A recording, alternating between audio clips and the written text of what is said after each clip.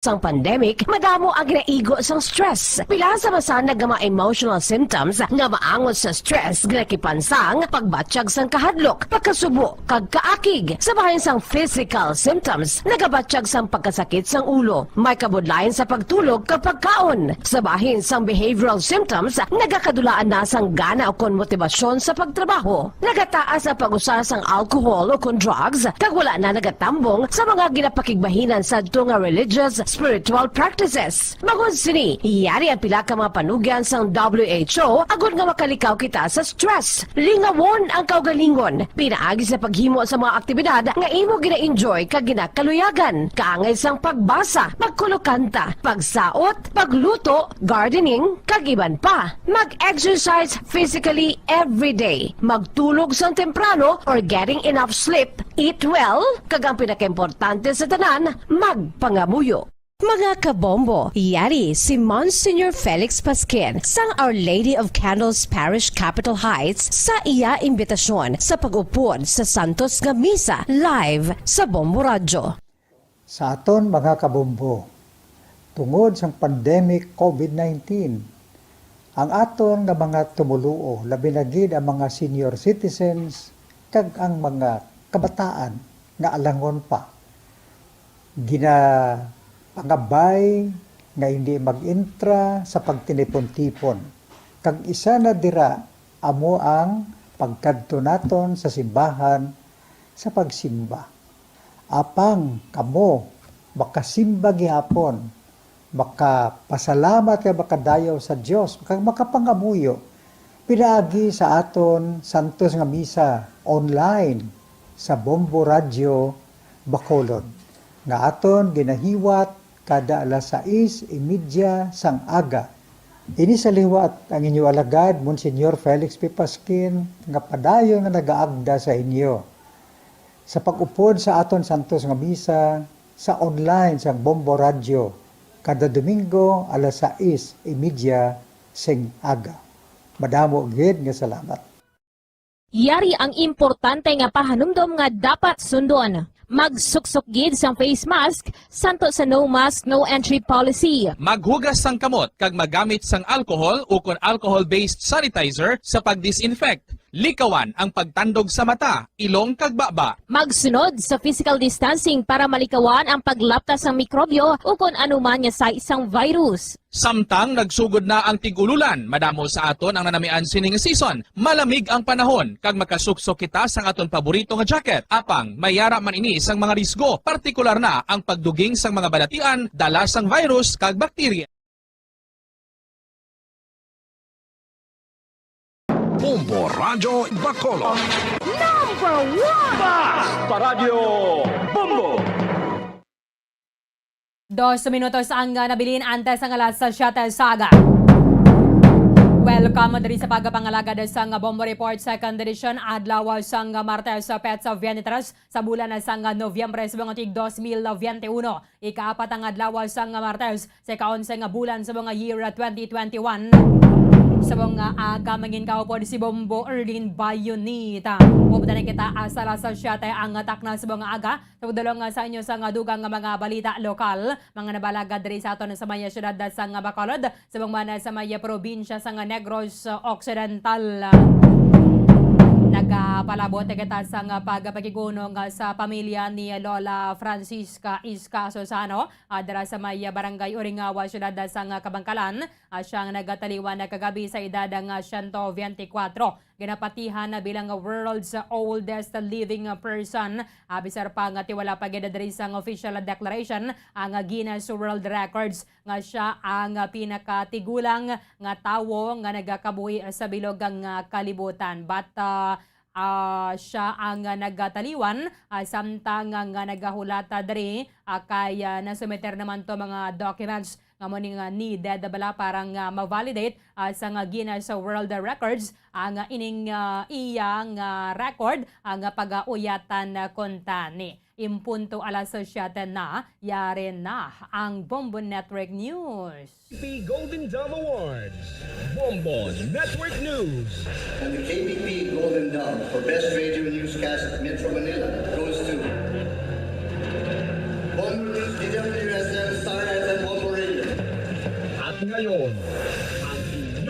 tagapagbalita.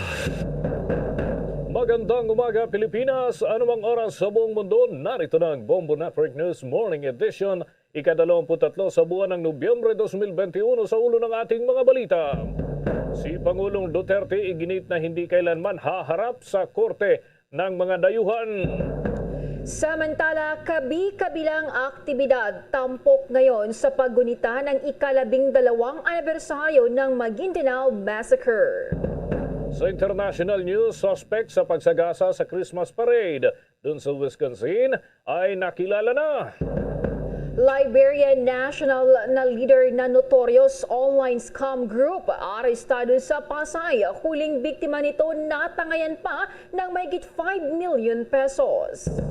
Pinaniniwala ang world's oldest living person na Pilipina ay pumanaw na ho sa kanyang bahay doon sa Negros Occidental sa edad na 124 na taong gulang. Sa ating sports balita, ang Senado binawi na ang 2022 budget ng POC dahil sa reklamong kinakaharap ni EJ Obiena. Bago sa detalye, kami ang inyong mga tagapagbalita. Ako si Bombo Jane Buna. Ako naman si Bombo Dennis Hamito at ngayon sa ating mga detalye. Siniguro ng Department of Justice na magiging patas ang pagpapatupad ng batas kaugnay pa rin ng di umano'y hindi makatarungang pagkamatay at iligal na gawain ng ilang tiwaling mambabata sa gitna na rin ng isinasagawang anti-illegal drugs operation sa ating bansa. Sa isang pahayag sa muling panawagan ni Justice Secretary Menardo Guevara sa mga pamilya ng mga biktima ng napatay umano ng mga otoridad sa mga isinasagawang anti-illegal drug operation na direktang magtungo at maghain ng reklamo ukol sa naturang mga opisyal na sangkot at idulog daw ito sa tanggapan ng Department of Justice. Anya, ang mga individual na nangangailangan ng legal na assistance ay ire-refer sa Public Attorney's Office habang ipagkakalob naman ng Witness Protection Program ang seguridad para sa mga ito. Sa data ng DOJ, nasa 150 na police officers ang isinasangkot sa 52 reviewed cases ng drug war killings. 32 sa mga pulis ay napag-alaman na bigong makasunod sa pinapatupad na protocols tulad na lamang ng pagsasagawa ng paraffin test o kaya naman ay kulang daw sa mga dokumento mga ito tulad na lamang ng operation reports at ballistic examination result. Karamihan sa mga sangkot na pulis ay nasuspindi ng 1 buwan hanggang 6 na buwan at ang iba naman na-demote at na-dismiss pa sa kanilang trabaho. Sa dagdag pang mga balita sa oras na ito, si Pangulong Duterte iginiit hindi kailanman haharap sa dayuhang korte. Alamin na ang karagdagang detalye sa report ni Bombo Raymond Tinaza. Bombo Jane, Bombo Dennis, tahasang inihayag ni Pangulong Rodrigo Duterte na hindi siya haharap sa tribunal ng International Criminal Court o ICC at tinawag niyang puti sa kanyang talumpati sa dinilohang inspeksyon ng Macar Wharf sa General Santos City Airport kagabi o yung dalawang proyekto, yung in-inspect niya kagabi, yung Macar Wharf saka yung General Santos City Airport kagabi. Iginit ng Pangulo na kung makukulong man siya, dapat ay dahil sa hatol ng isang Pilipinong hukom. Bilang isang dating prosecutor, sinabi ng Pangulo na mas welcome sa kanya na isang Pilipino prosecutor din ang opisyal na maghain ng kaso laban sa kanya. Malaking kalokohan daw kung puti o taga-ibang bansa ang nagawa nito at parapin siya sa paglilitis. Hindi kailanman daw siya papayag o pumayag ang Pilipinas na puti ang magdesisyon sa ating mga paloob na usapin. Ang pahayag nito ng Pangulo ay matapos niyang banggitin muli ang kampanya ng gobyerno laban sa ilegal na droga at ang muling paggiit na may presidential aspirant na gumamit ng cocaine. Bahala daw ang publiko kung maniniwala o hindi sa kanyang sinabi, basta pati aniya ng oras ay hindi pwedeng sabihin ng mga tao na hindi siya nagbabala kaugnay rito. Nagpaliwanag din ang Pangulo kung bakit hindi pa inaaresto ng mga otoridad o kaya hindi pa hinuhuli. Kahit pa alam na mismo ng Pangulo yung sinasabing kandidato sa pagkapresidente na gumamit o gumagamit noon ng cocaine. Na ito pa ang dagdag na pahayag ni Pangulo Duterte kagabi General Santos City. Then you have Senator Bongo, my aide for about 20 years. Well, kung tignan lang ninyo in the horizon, makikita ninyo yung mga tao. I cannot, totoo yan, there's a candidate who was using cocaine, and you can ask yung mga mayaman, and sabihin ng polis, bakit hindi natin hinuli? Bakit hindi mo hinuli, Presidente? Hindi mo alam ang mga mayaman. They go on yate, or in the air. Doon yan sila magsup-sup ng ano nila. Hindi ako nag-ano. Pero kung maniwala kayo, total marami mga mayaman tanong ninyo. Then, if you do not believe it, well, leave it that way. Basta sinabi ko, do not let it not be said later on that I did not tell you. Alam mo, putang, yung mga mayaman na hindi pati yung mga addict lahat, they are a bunch of walang, alam mo, ang tao kailangan may konting disiplina. May kagaguhan man kami, ako mismo. Pero may limit ako may boundary ako. Ang bahagi ng pahayag ni Pangulong Duterte. Para sa Bombo Network News, Bombo Raymond Tinazo nag-uulat para sa Pambansang Radyo ng Pilipinas, Basta Radyo.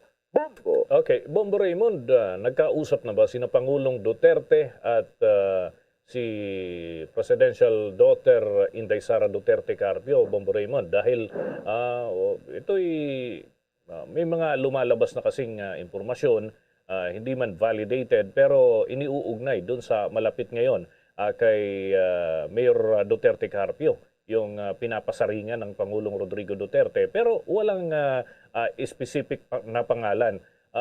Kasi kung ganito mangyayari, parang pinapatamaan niya yung presidential candidate na malapit kay Mayor Duterte Carpio. Di ba dapat sila muna yung mag-usap siguro, Bombo Raymond?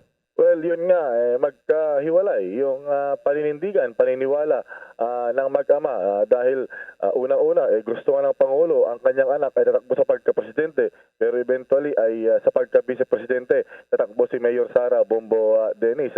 So, yan. Well, may mga nagsasabi na sa social media, kalat na rin na ang tinutukoy daw sa blind item ay itong si presidential aspirant Ferdinand Bongbong Marcos, na nagsabi naman na rin ang kanyang kampo na they did not feel alluded o they do not feel alluded to. Kumbaga, hindi raw sila tinamaan doon sa naging blind item ni Pangulong Duterte. So, yan. Sabi naman ni Mayor Sara, ang kanyang gusto na maging leader ng bansa ay itong si Senador Bongbong Marcos, Bombo Dennis. So, silang mag-ama talagang magkahiwalay ng kanilang paninindigan. Pero hindi natin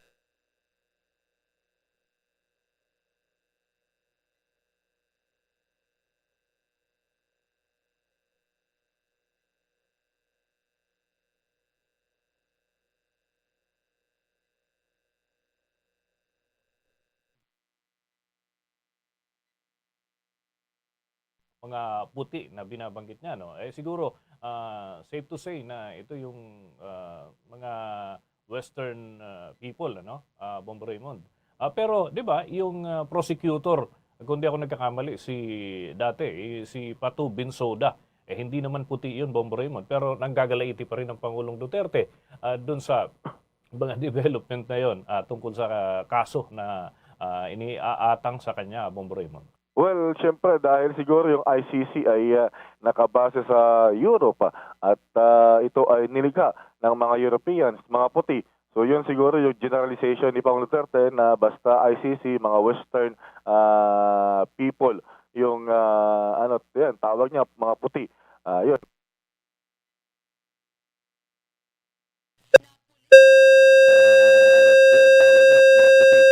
Yun, talagang ayaw daw niya na sa foreign court ang kanyang kumbaga lilitis sa kanya. Gusto niya ay dito mismo yung Filipino judge o prosecutor for that matter ang lilitis sa kanya kung meron mang dapat kaharapin sa kanyang anti-drug war, Bombo Dennis.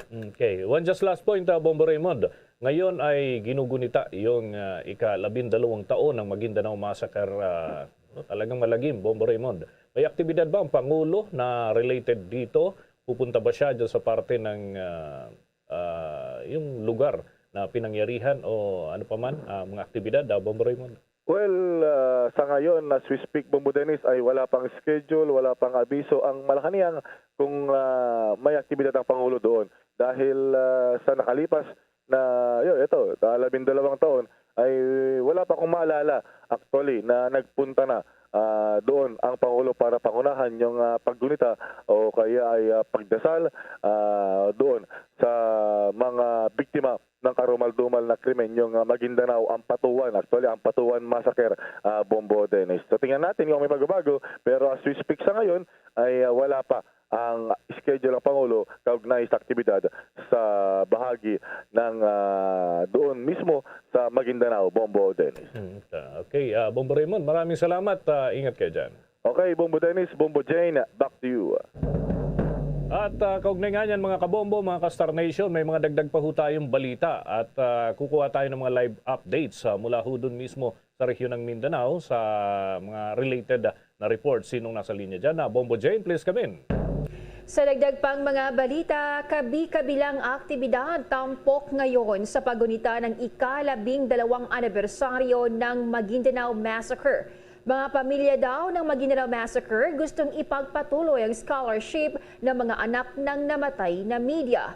May pag-uulat ang Bombo Radio, Johnson. Dito mismo sa Forest Lake sa Badaris kung saan nakalibing ang 12 na mga media personality na naging biktima nitong Maguindanao Massacre noong November 23, 2009.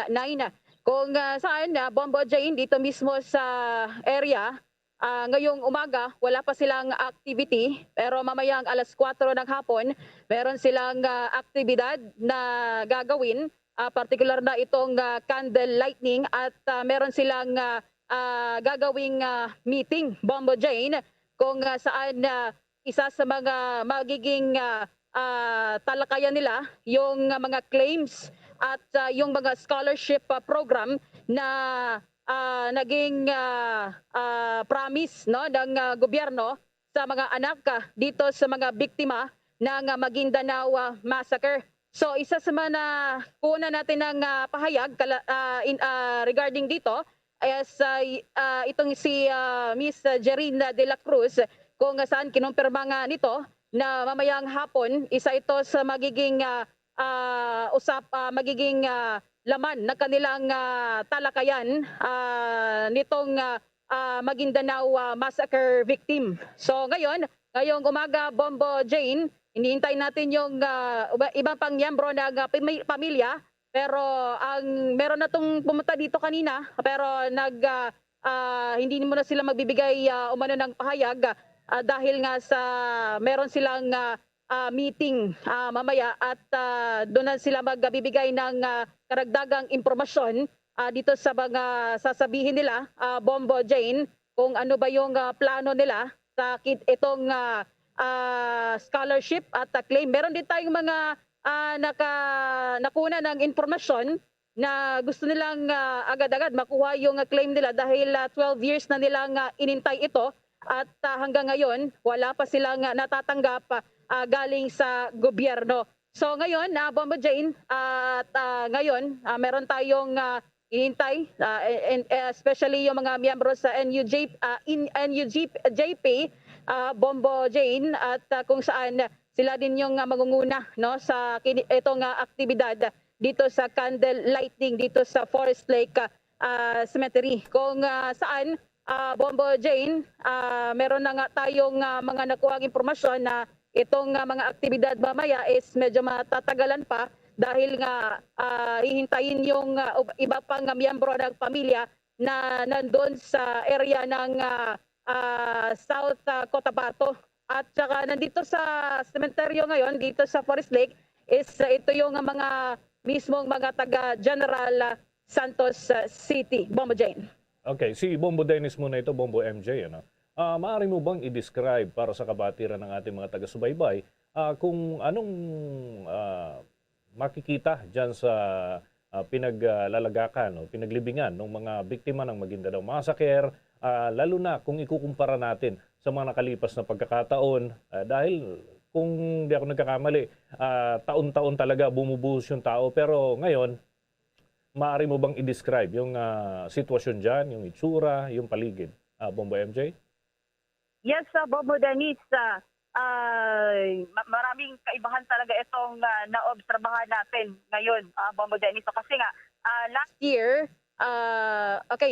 year, Bombo Dennis, ganitong oras pa lang, meron ng mga tent, Bombo Dennis, mga chairs, mga upuan rather, na gagamitin sa mga activities. Meron ng mga tarpaulins na nilalagay dito ngayong sa ganitong oras. Pero malaking kaibahan nito, Bombo Dennis, kasi nga walang katao-tao pa dito mismo sa area, no, kung saan nilibing itong 12 sa mga media na naging biktima sa Maguindanao Massacre. So umaga pa lang nandito na sila nandito na sila para mag-prepare sa mga activities.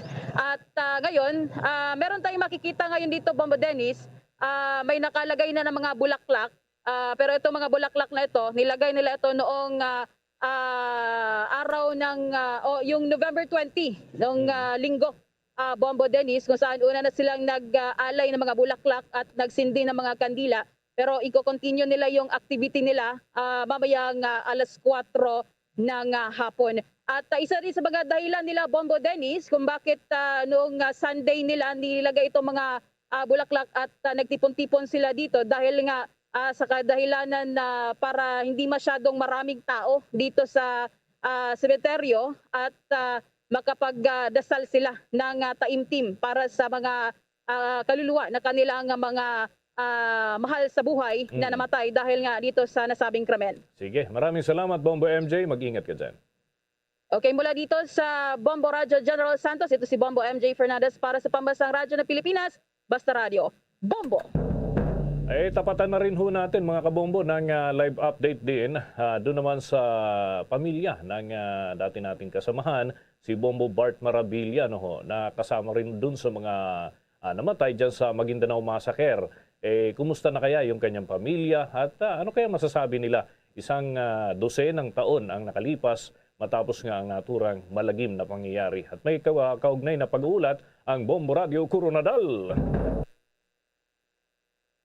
Yes, Bombo Jane, Bombo Dennis, live tayo ngayon dito sa libingan ni former Bombo Bart Maravilla. Ito po sa ating likuran, nakahimlay po yung ating kasamahan sa media na isa rin sa mga mamamahayag na naging biktima po ng malagim na Maguindanao Massacre. Anyway, Bombo Dennis, Bombo Jane, hiling sa ngayon ng naulilang pamilya ni Bombo Ernesto Bart Maravilla na mahuli na ang nasa 75 pa na mga large suspect sa Maguindanao Massacre, kasabay na rin ng ika-12 anniversary nitong Maguindanao Massacre. Ito ang inahayag pa rin ni John Shen Maravilla, anak ni Bombo Bart, isa sa mga 58 na mga biktima ng malagim na trahedya Maguindanao Massacre. Ayon kay John Shen Maravilla, mas magiging panatag lamang sila, Bombo Jane, Bombo Elmar, mga kabombo, kung mahuhuli ang 75 pa na iba pang mga at-large sa ngayon na mga suspect. Ito rin ang kinumpirma ni Attorney Nena Santos.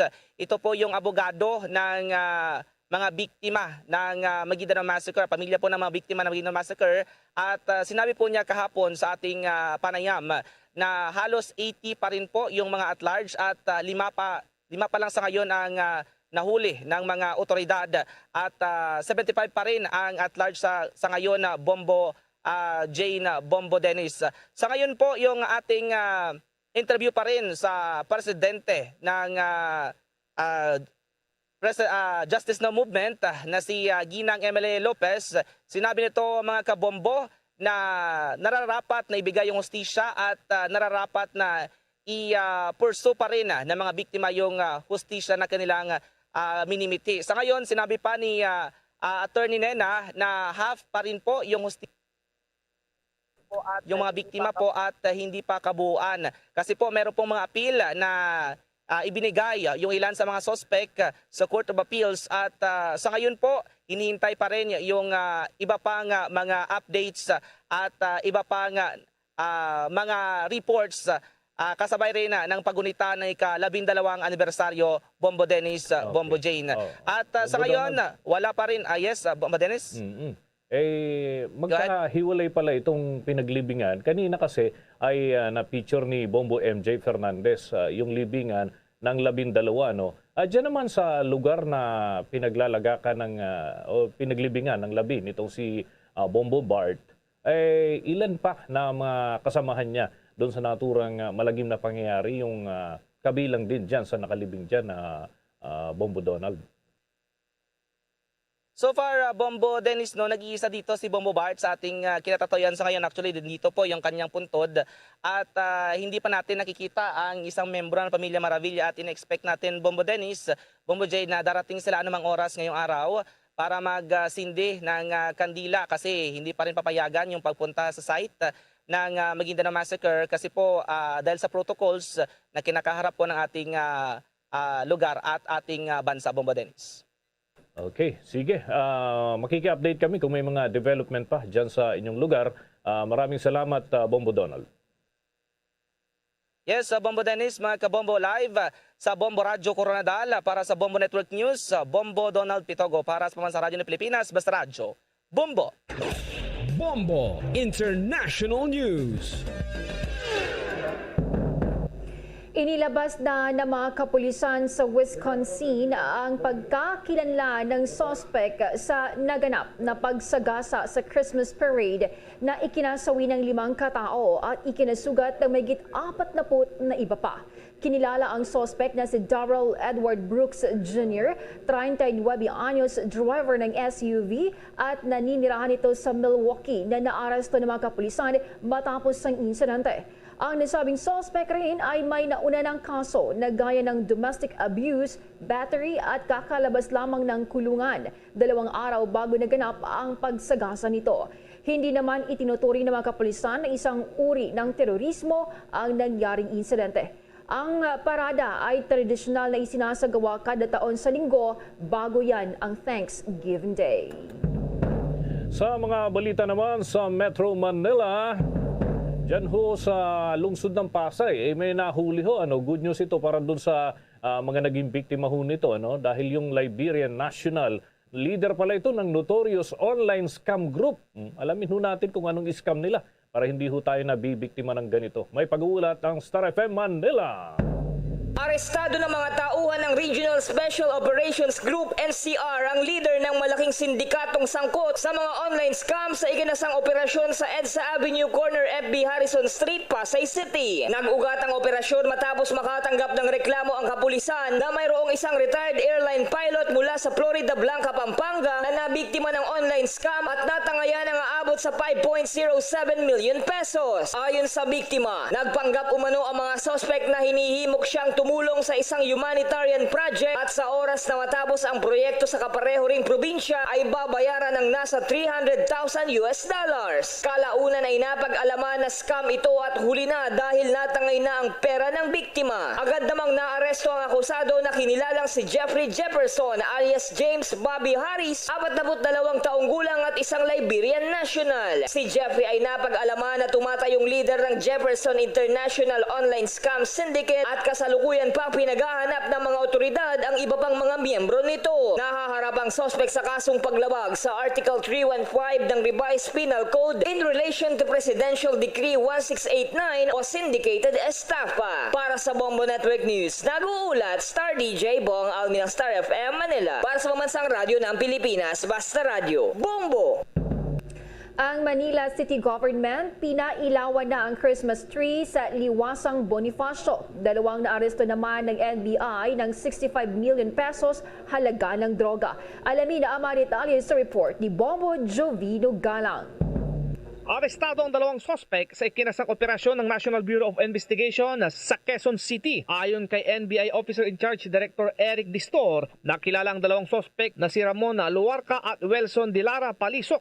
Anya isang retiradong serviceman ng US Air Force si Luarca na muling nakakuha ng Filipino citizenship. Batay sa nakuhang impormasyon ng NBI, nagsilbing drug den ang bahay ni Luarca sa Teachers Village sa Quezon City, kung saan naaresto ang dalawa. Nakuha ng mga kapulisan ang iba't ibang klase ng droga tulad ng mahigit na 300 tableta ng ecstasy, shabu, cocaine, kush, marijuana sticks, laboratory equipment at drug paraphernalia na nagkakahalaga sa aabot sa 65 million pesos. Nakuha din ng mga otoridad sa bahay ng suspect ang iba't ibang uri ng baril, mga bala at pampasabog. Inihahanda na ng NBI ang kaso laban sa mga naarestong suspect. Samantala, sinimulan na ng Manila City Government ang pagdiriwang ng Kapaskuhan. Kagabi ay sinidihan na ng Manila City Government ang Christmas tree na matatagpuan sa Kartilya ng Katipunan at 6 na iba pang lugar sa nasabing lungsod. Kabilang din na sinimulan na pinailawan ang mga Christmas decorations sa Rizal Monument, Intramuros, National Museum, Manila Post Office,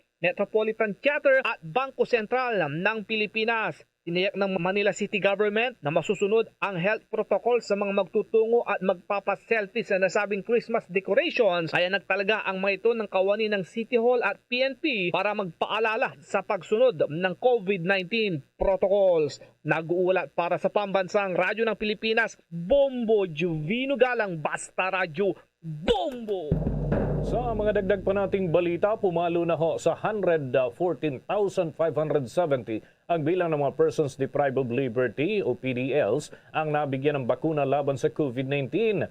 Nasa ilalim ho ng pangalaga ng Bureau of Jail Management and Penology ang naturang mga inmates. Ayon kay BJMP spokesman Xavier Solda, katumbas nito ang 91% ng kabuuang bilang ng mga PDL sa lahat ng kanilang pasilidad sa buong Pilipinas. Sa data ng Bureau ay umaabot ho sa 76,084 ang bilang ng mga preso na nakatanggap na ng kumpletong bakuna noong Nobyembre 21, habang nasa 38,486 naman ang bilang ng mga nabakunahan ng kanilang first dose. Sinabi ng BJMP Chief na si Jail Director Alan Iral, ginagawa nila ang lahat upang masiguro na mapabilang ang mga detainee sa ipaprioritize ng pamahalaan sa isasagawang bakunahan laban sa mapanganib na COVID-19 at gayon din at nananatili sila sa loob ng closed space area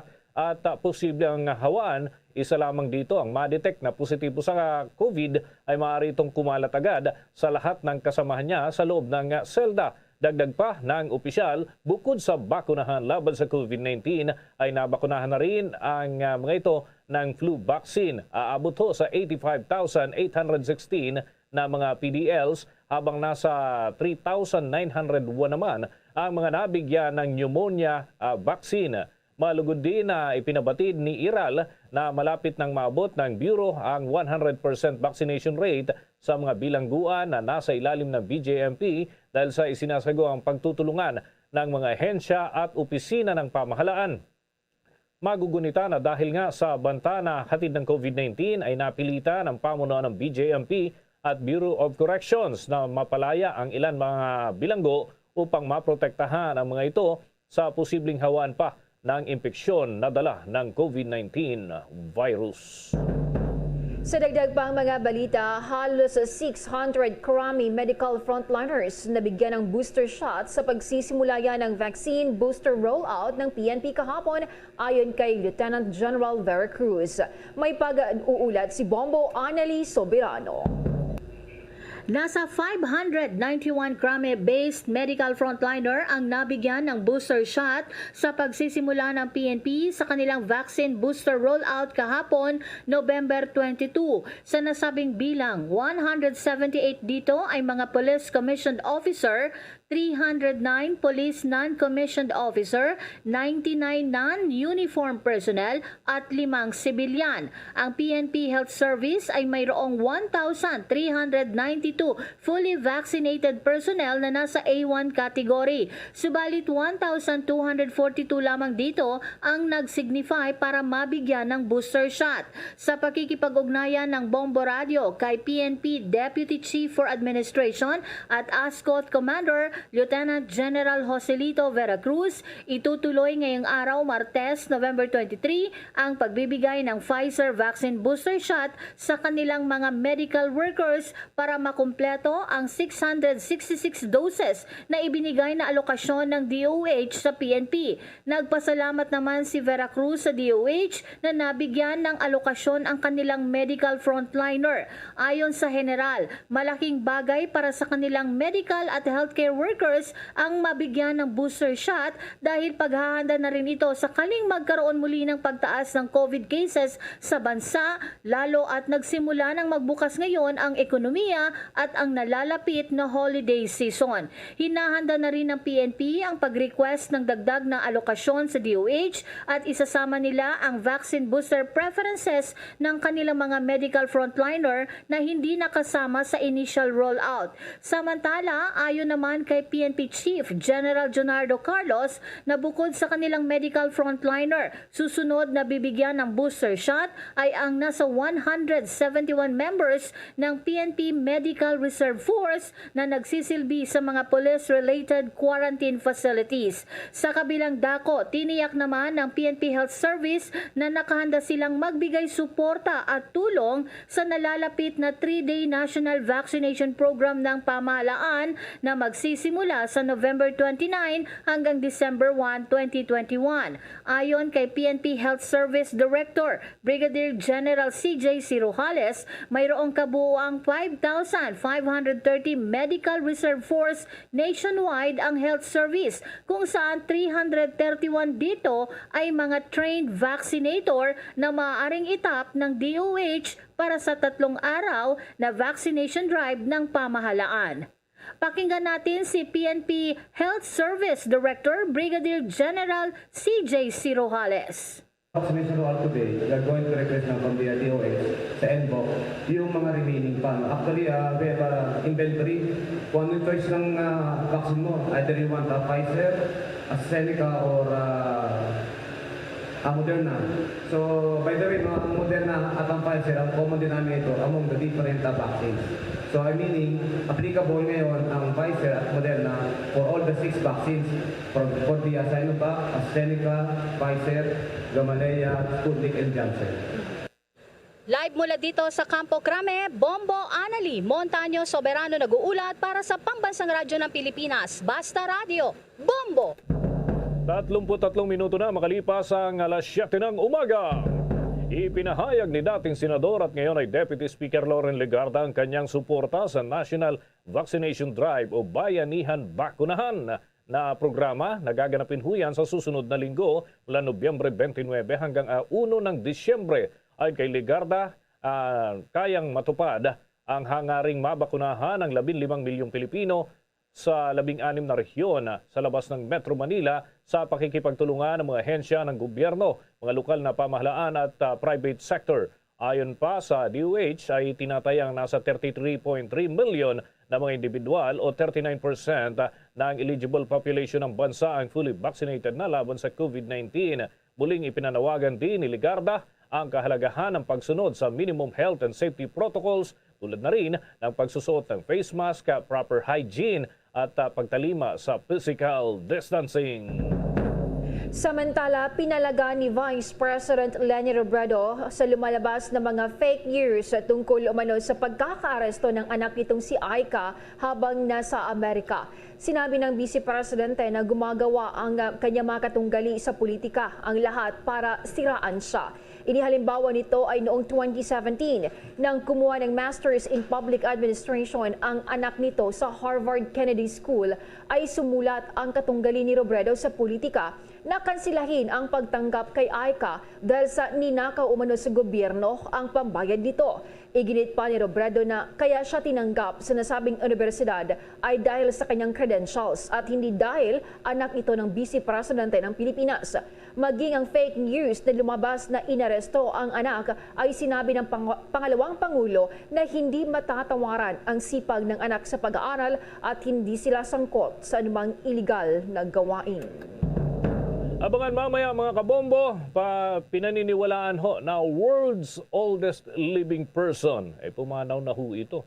Malungkot na balita, no? At yan ay may update tayo dyan mamaya. Mga kabombo, dyan sa Negros Occidental, namatay ho yung ating kababayan sa edad na 124. Yan at iba pang mga balita susunod na. Dunkin Delivery po! Dunkin Delivery po! Dunkin Delivery po! Dunkin Delivery po! Yes, may Dunkin Coffee! May Dunkin Coffee! May Dunkin Coffee! May Dunkin Coffee! Ganyan ang Dunkin D Coffee Box! 4 cups agad of signature Dunkin Hot or Iced Coffee, Hot Choco or Hot Choco Java in one grab-and-go carton. Bukas, Choco Java naman! Choco Java naman! Choco Java naman! Choco Java naman! Para 4 cups agad, Dunkin D Coffee Box! At ngayon, sa pagpapatuloy ng iba pang pangunahing mga balita. Mayroong magkakaibang approach ang bawat bansa kung papaano mabuhay kasama ang virus. Ayon yan sa Department of Health. Sa kaso ng Pilipinas, ipinaliwanag ni Health Undersecretary Maria Rosario Vergere na isa sa mga ikinukonsidera ng pamalaan ang pagtiyak na nakahanda ang health system capacity ng bansa kapag niluwagan ang mga restrictions. Kakibat-an niya ng pamumuhay kasama ang COVID-19 ang pagtanggal ng dating ipinapatupad na malawakang restrictions. Gaya yan ng modified ECQ at enhanced community quarantine kung kaya't pinalitan ito ng bagong alert level system. Dagdag na paliwanag ni Vergere na noong sinimula ng gobyerno ang bagong polisiya na alert level system, ang pangunahing layunin ay upang maihanda ang publiko na mamuhay kasama ang virus. Kalaunan anya, ang pagpapatupad ng alert level system ay para maisara o marestriksyonan ang mga lugar o sektor na may mataas na alert level at saka bubuksan kapag ito ay bumaba na. Kapag napataas na rin anya ang coverage ng mga bakunadong populasyon ng bansa, mas magiging protektado at mas magiging kumpiyansa na mamuhay kasama ang virus. Ito ang ginagawa ng Department of Health bilang paghahanda na talagang mamuhay kasama ang virus sa hinaharap. Pansamantalang itinigil naman ang operasyon ng ititigil ang operasyon ng tren, partikular ho yung Light Rail Transit Line 1. Yan ho ay sa loob ng 3 linggo upang mabigyang daan yung mga isasagawang aktibidad. Kasama na yung pag-upgrade sa bagong signaling system ng naturang mga unit. Ayon nga sa inilabas na advisory ng Light Rail Manila Corporation, magsasagawa ng necessary test at trial runs ang kanilang pamunuan at kontraktor nito sa LRT Line 1 sa November 28, 2021, January 23, 2022 at January 30, 2022. Dahilan dito mga kabombo para daw pansamantalang suspindihin yung operasyon ay upang masikaso yung mga kinakailangang proseso at matiyak ang kaayusan ng magiging signal o yung signaling system ng naturang railway. Samantala, humihingi naman ang paumanhin ang LRMC, partikular na ang kanilang hepe sa operating system na si Enrico Benipayo, na maaari daw maapektuhan yung mga biyahero. Pero ito naman ay para sa kapakanan ng nakakarami at magiging kapakipakinabang sa matagal na panahon. Ang railway signaling system ay katulad ho yan ng traffic light para sa mga motorista, no? Kung maihahambing. At dito ho kumukuha ng command kung tatakbo na ang isang tren o kung hindi naman ay tigil muna dahil sa kung anong aberya sa unahang bahagi ng riles na kanyang dadaanan. Sa dagdag pang mga balita, pinag-iingat ng ilang senador ang mga guro sa labis na paggamit nila ng social media app na TikTok kapag nagtuturo. Sa pagdinig ng Senado sa panukalang budget ng Department of Education o DepEd sa Senado, pinuna ni Senator Francis Tolentino na tila hindi nababagay sa guro na gumagamit pa ng nasabing app para makapagturo online. Ayon naman kay Senator Sherwin Gatchalian na may mga insidente nang inireklamo ang guro dahil sa labis na paggamit nito ng nasabing social media app. Ipinagtanggol naman ni Senator Pia Cayetano ang ilang guro na gumagamit nito at sinasabing ito ay isang paraan para maipakita na sumasabay ang guro sa uso. Subalit hindi anya ito sang-ayon na ang nasabing social media ay maging pangunahing paraan sa pagtuturo. Maraming pribadong paaralan sa buong bansa mga kabombo ang naghahanda na para sa expansion phase ng limitadong face-to-face classes.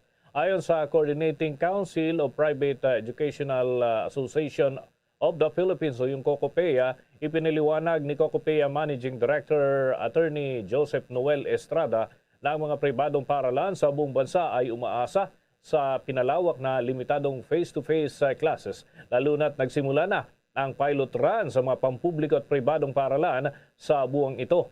Sinabi ni Estrada na ang mga pribadong paaralan ay naghihintay na lamang ng direktiba at tamang patnubay mula sa Department of Education sa pagsasagawa ng limitadong face-to-face classes.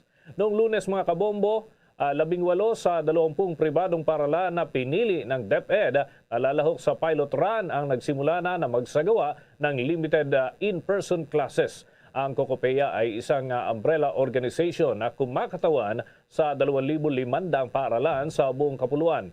Samantala, sinabi naman ni Estrada na binabantayan din ng kanilang grupo ang pilot study ng limitadong face-to-face classes sa mga pampubliko at pribadong lalahok na mga paaralan. Samantala naman, iba pang mga sospek sa Maguindanao Massacre patuloy pang pinaghahanap. May pag-uulat ang Bombo Radio Butuan. Patuloy pa ang pinaghahanap ang natitira pa mga suspect sa makasaysayang Maguindanao Massacre na naganap 12 taon na ang nakalipas. Paeksklusibong panayam ng Bombo Radio Butuan kay Presidential Task Force on Media Security o Executive Director Undersecretary Joel Igco, inihayag nitong tinapos na ng kanilang tanggapan ang pagtulong sa mga kaanak ng mga biktima sa pagkamit ng hustisya sa kanilang natamo kasabay ng paggunita ngayong araw sa anibersaryo ng massacre. Ito'y dahil na-convict na ang pamilya Ampatuan noong Disyembre 19, taong 2019 sa Regional Trial Court na nagbigay ng pagkilala sa ating bansa sa Global Impunity Index noong 2020. Pinaalahanan din Igco na kailangan magiging vigilant ang bawat media man, lalo na't nalalapit na ang eleksyon kung saan sentro ng gagawing instrument ang media upang ilalatag ang mga hindi magagandang kaganapan sa politika. Mula dito sa empila ng Bombo Radio Butuan para sa Bombo Network News, Bombo Giselle Villanueva para sa Pambansang Radyo ng Pilipinas, Basta Radio, Bombo! Medyo malungkot na balita mga kabombo dahil yung inihintay pa ho yung kumpirmasyon kaugnay doon sa Taguri bilang world's oldest living person. Pero pumanaw na ho yung ating kababayan, no? At yan ho ay sa edad na 124 na taong gulang. Diyan ho ito sa Negros Occidental. At kaugnay ho nito, kuha tayo ng live na pag-uulat mula dyan sa Negros Occidental sa pamamagitan ng Bombo Radio Bacolod. Namayapa na si Lola Francisca Susano ng Barangay Kamingawan, Cabancalan City, Negros Occidental sa edad na 124 na taong gulang. Sa panayam ng Bombo Radio Bacolod kay Jonathan Susano, apo ni Lola Francisca na nasa Manila sa ngayon, ayon sa chat ng kanyang tiyahin na si Merly, alas 6:45 ng gabi ito namayapa sa kanilang bahay sa Barangay Kamingawan, Cabancalan City. Ayon kay Susano, posible na dahil sa katandaan ang rason na kanyang pagkamatay dahil naka-wheelchair na lamang ito, nakahiga at hindi na makabangon. May napansin rin silang maliit na sugat sa bewang nito na posibleng na-impeksyon at dahil siya ay may edad na, mahina na rin ang kanyang immune system.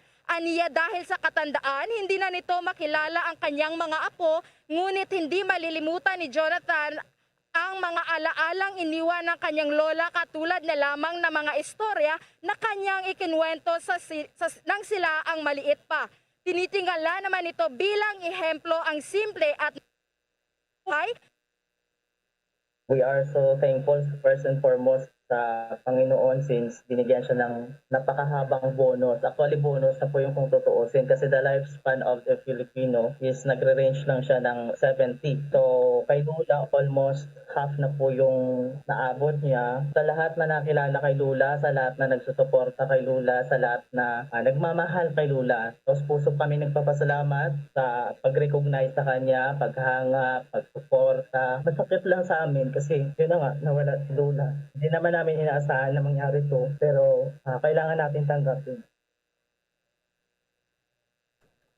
Nagpaabot rin ng pakikiramay ang Cabancalan City Government sa pagkamatay ni Lola Iska. Sa official Facebook post ng City Government na Cabancalan, nakikisama sa panalangin sina Mayor Pedro Zayco, Vice Mayor Raul Rivera, mga city officials at sa mga residente ng syudad sa pamilya Susano. Ayon sa post, mananatiling inspirasyon at karangalan ng syudad si Lola Iska. Setyembre 11 nang nagdiwang ng ika-124 na kaarawan si Lola Francisca. Sa panayam ng Bombo Radio Bacolod kay Lola Francisca, paghaharmonika at pagkain ng gulay ang kanyang sekreto sa mahabang buhay. Narito ang pahayag ni Lola Francisca Susano.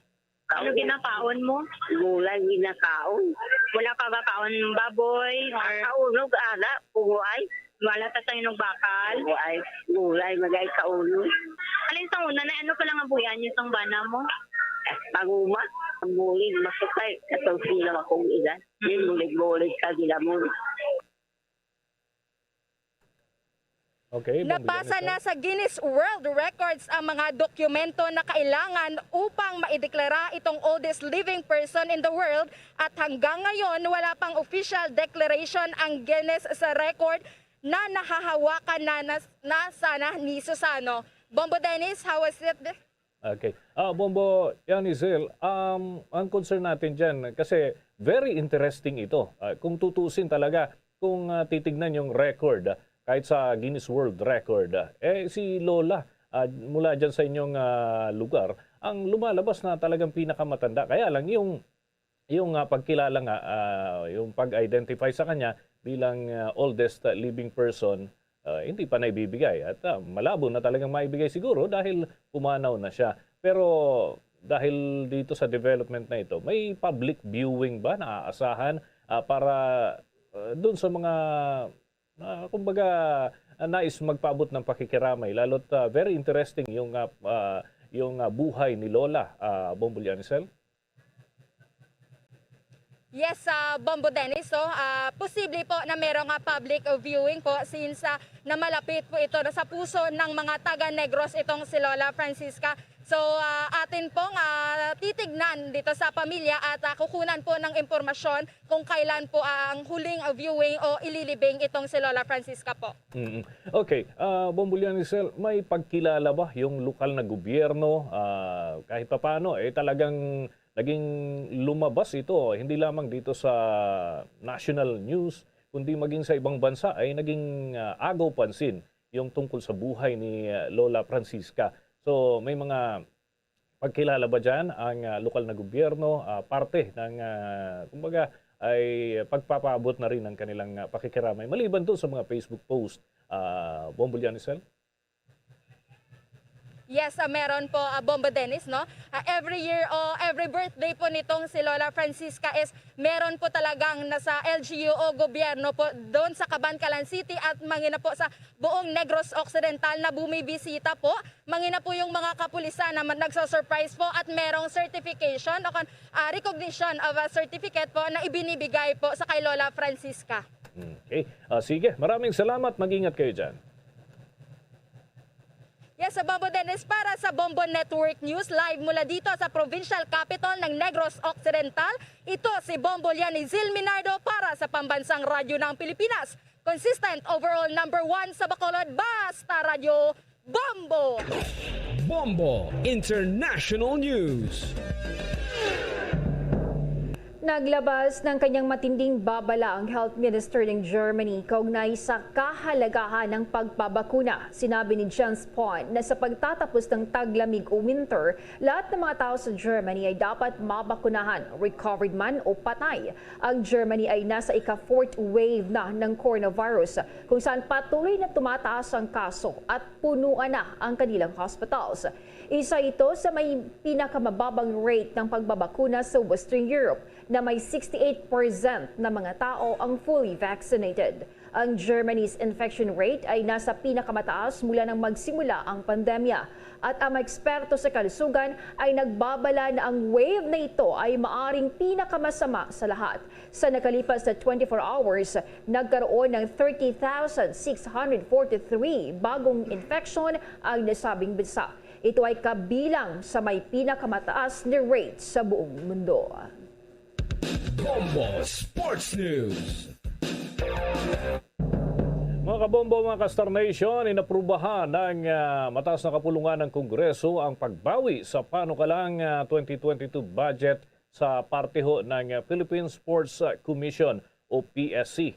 Ang nasabing motion ay nihain ni Senator Pia Cayetano dahil umano sa reklamo na kinakaharap ng Philippine Athletics Track and Field Association o PATAFA kay Pinoy pole vaulter EJ Ubiena.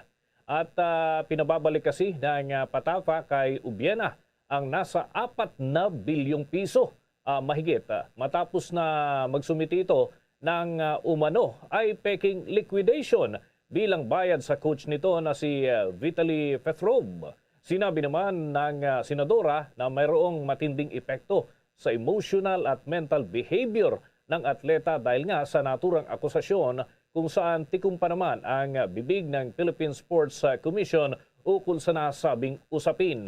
Maliban ho dito ay nagkakaroon pa ng ibang debate dyan sa panig ng Senado kaugnay ng naturang kontrobersiya.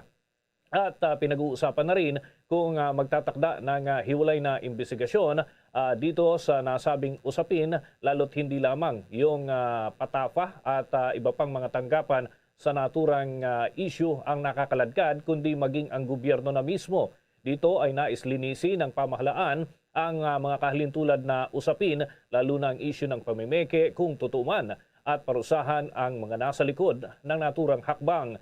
Nais din ng mga senador na magkaroon ng malinaw na pamantayan o panuntunan ukol pa rin sa pagkakaloob ng mga tulong dito sa mga atleta na nagbibigay ng karangalan sa ating bansa. Nauna nang pinabulaanan ni Ubiena ang aligasyon at maging ang kanyang coach ay naglabas din ho ng pahayag hinggil dito na siya ay nabayaran naman ng tama taliwas doon sa mga lumalabas na mga pahayag ng ibang opisyal ng PATAFA at iba pang mga kaugnay na personalidad dito sa naturang usapin. Kumalat na rin sa social networking sites ang naturang issue, kaya naman ay umani na ho ito ng samot-saring reaksyon na maaari umanong makaapekto hindi lamang sa reputasyon ng tanggapan kundi maging sa karera nitong si EJ Ubiena. Naghain na rin si Ubiena ng counter-complaint sa Philippine Olympic Committee, International Olympic Committee at maging sa World Athletic laban sa PATAFA. Kaya naman, sinasabi na nakaladkad na sa ibang bahagi ng bansa at buong mundo na rin ang naturang usapin. Hindi naman pinalalagpas ng mga senador ang kahalintulad na pangyayari, lalo't malaking kahihiyan kung totoo man ang naturang issue. Hiniling din ni Ubiena ang public apology ng PATAFA sa nasabing usapin. Nagmatigas naman ang PATAFA sa kanilang itutuloy daw na sariling bersyon ng pagsisiyasat. Bombo Business News. Sinimula na ng mga kumpanya ng langis, mga kabombo, ang kanilang bawas presyo sa mga produktong petrolyo na naipatupad. Bawas presyo yung Caltex, dakong alas 12:01 ng hating gabi nang ito ho ay magpatupad ng bawas presyo. Habang magkakasabay naman ang kumpanyang Shell, gayon din ho yung Sea Oil at maging ang Petron. Ang Pinex Petroleum ay nagbawas din ho ng presyo sa kanilang mga produkto ganap na alas 6 ng umaga kani-kanina. Meron naman hong 85 sentimos na ibinawas sa kada litro ang halaga ng gasolina, habang 1.20 para sa kada litro ho ang ibinawas sa halaga ng diesel. Nagpatupad din ng rollback na piso 30 sentimos sa kada litro ng kerosene o gaas. Aabot ho sa 2 pesos and 75 centavos ang kabuang ibinaba sa presyo ng kada litro ng gasolina sa loob ng 3 linggo, habang mayroon namang 2 piso at 15 sentimos ang kada litro ang naibawas sa halaga ng diesel, at 2 piso punto 35 sentimo ang naging bawas sa kada litro ng kerosene o gaas, kaugnay pa rin ng mga pinapatupad na price adjustment dito sa mga produktong petrolyo. Bombo Foreign Exchange Update. Sa mga nag-aabang ho sa palitan ng piso kontra sa foreign currencies, narito mga kabombo, ang halaga ng isang US dollar ay 50 pesos and 33 centavos.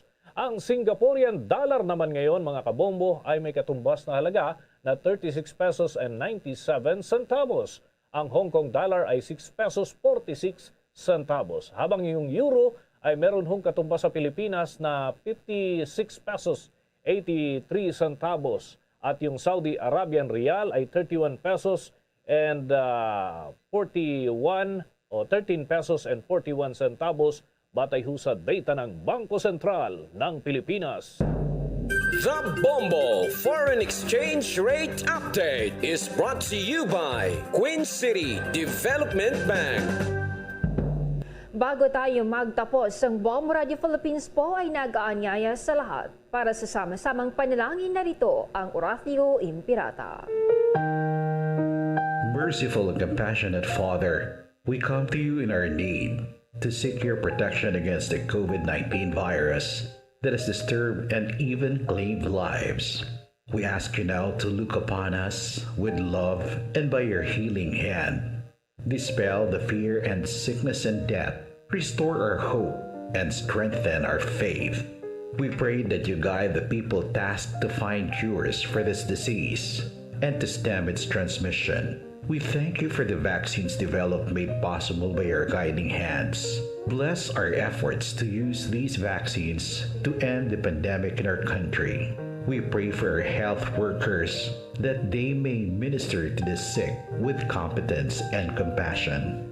Grant them health in mind and body, strength in their commitment, protection from the disease. We pray for those afflicted. May they be restored to health. Protect those who care for them. Grant eternal rest to those who have died. Give us a grace in these trying times to work for the good of all and to help those in need. May our concern and compassion for each other see us through this crisis and lead us to conversion and holiness. Grant all these through our Lord Jesus Christ, your Son, who lives and reigns with you in the unity of the Holy Spirit, God, forever and ever. Amen. Luzon, Visayas at Mindanao, yan ang kalipunan ng ating mga balita para sa pang-umagang edisyon ng Bombo Network News. Muli, narito ang ating mga headlines. Pangulong Duterte giniit na hindi kailanman haharap sa dayuhang korte. Kabi-kabilang aktibidad tampok ngayon sa pagunita ng ika-12 anibersaryo ng Maguindanao Massacre. Sa international news mga kabombo, suspect sa pagsagasa doon sa Christmas parade sa Wisconsin, kinilala na. Liberian national na leader na notorious online scam group arestado sa Pasay. Huling biktima nito natangayan pa ng mahigit 5 million pesos. Pinaniniwala ang world's oldest living person. Pumanaw na ho sa kanilang bahay doon sa Negros Occidental sa edad na 124 na taong gulang.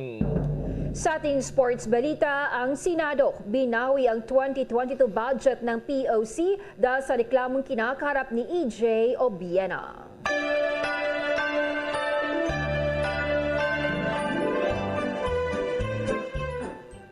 At At ngayon mga kabombo, mga ka-Star Nation, sa ating Christmas countdown, 32 days na lang at Pasko na. Para sa karagdagang balita at impormasyon, maaaring mag-log on sa www.bomboradio.com. Mula sa Bombo News Center, Makati, kami ang inyong mga naging tagapagbalita. Ako si Bombo Jane Buna. Ako naman si Bombo Dennis Hamito para sa Pambansang Radyo ng Pilipinas, Basta Radio. Bombo!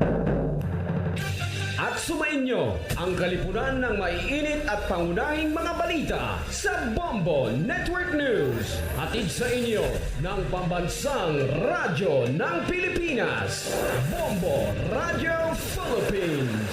Pa Radio Bombo!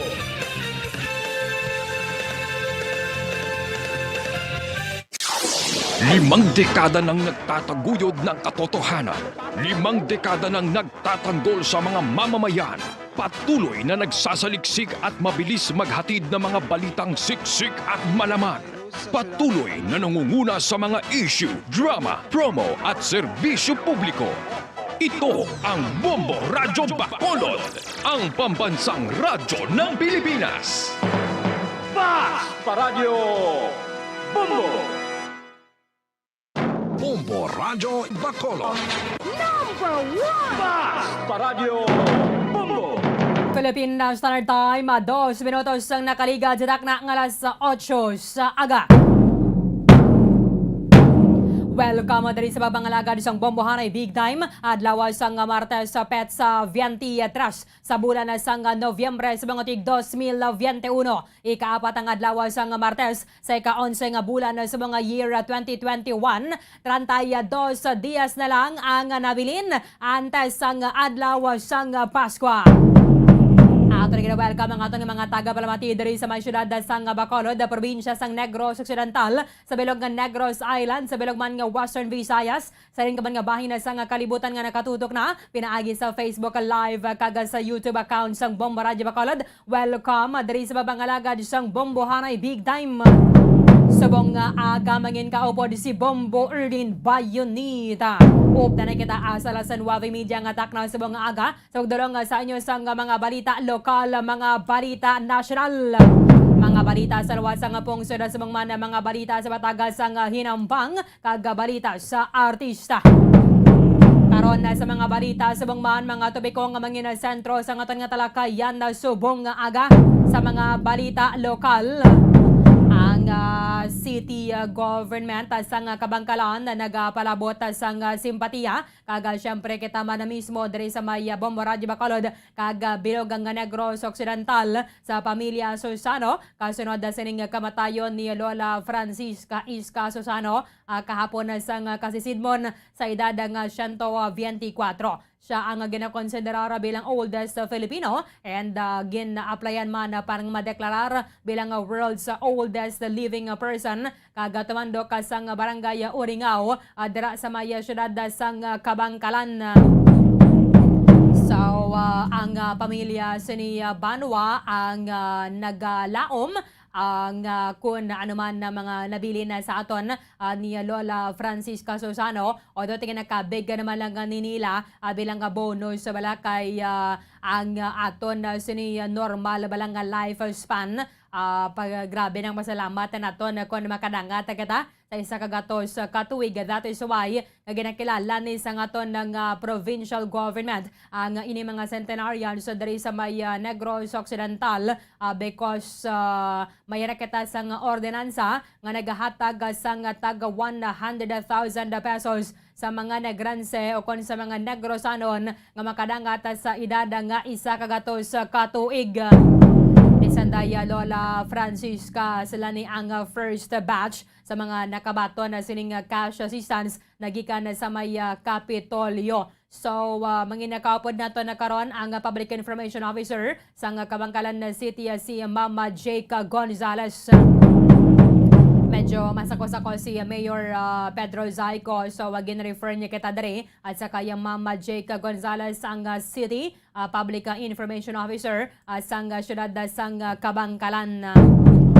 Sa iba na pang mga balita lokal, Ibalanta karon ang assessment sa Department of Education na Region 6 sining nga nagsugod na nga pilot limited face-to-face classes halin sa may elementary Banwa asa na sa may senior high school kaya may raketa sa tatlo ka mga eskwelahan diri sa may Western Visayas nga nalakip diri Banwa sa sining mga nagapatigayon na subong sa limited face-to-face classes halin sa Nobyembre 15.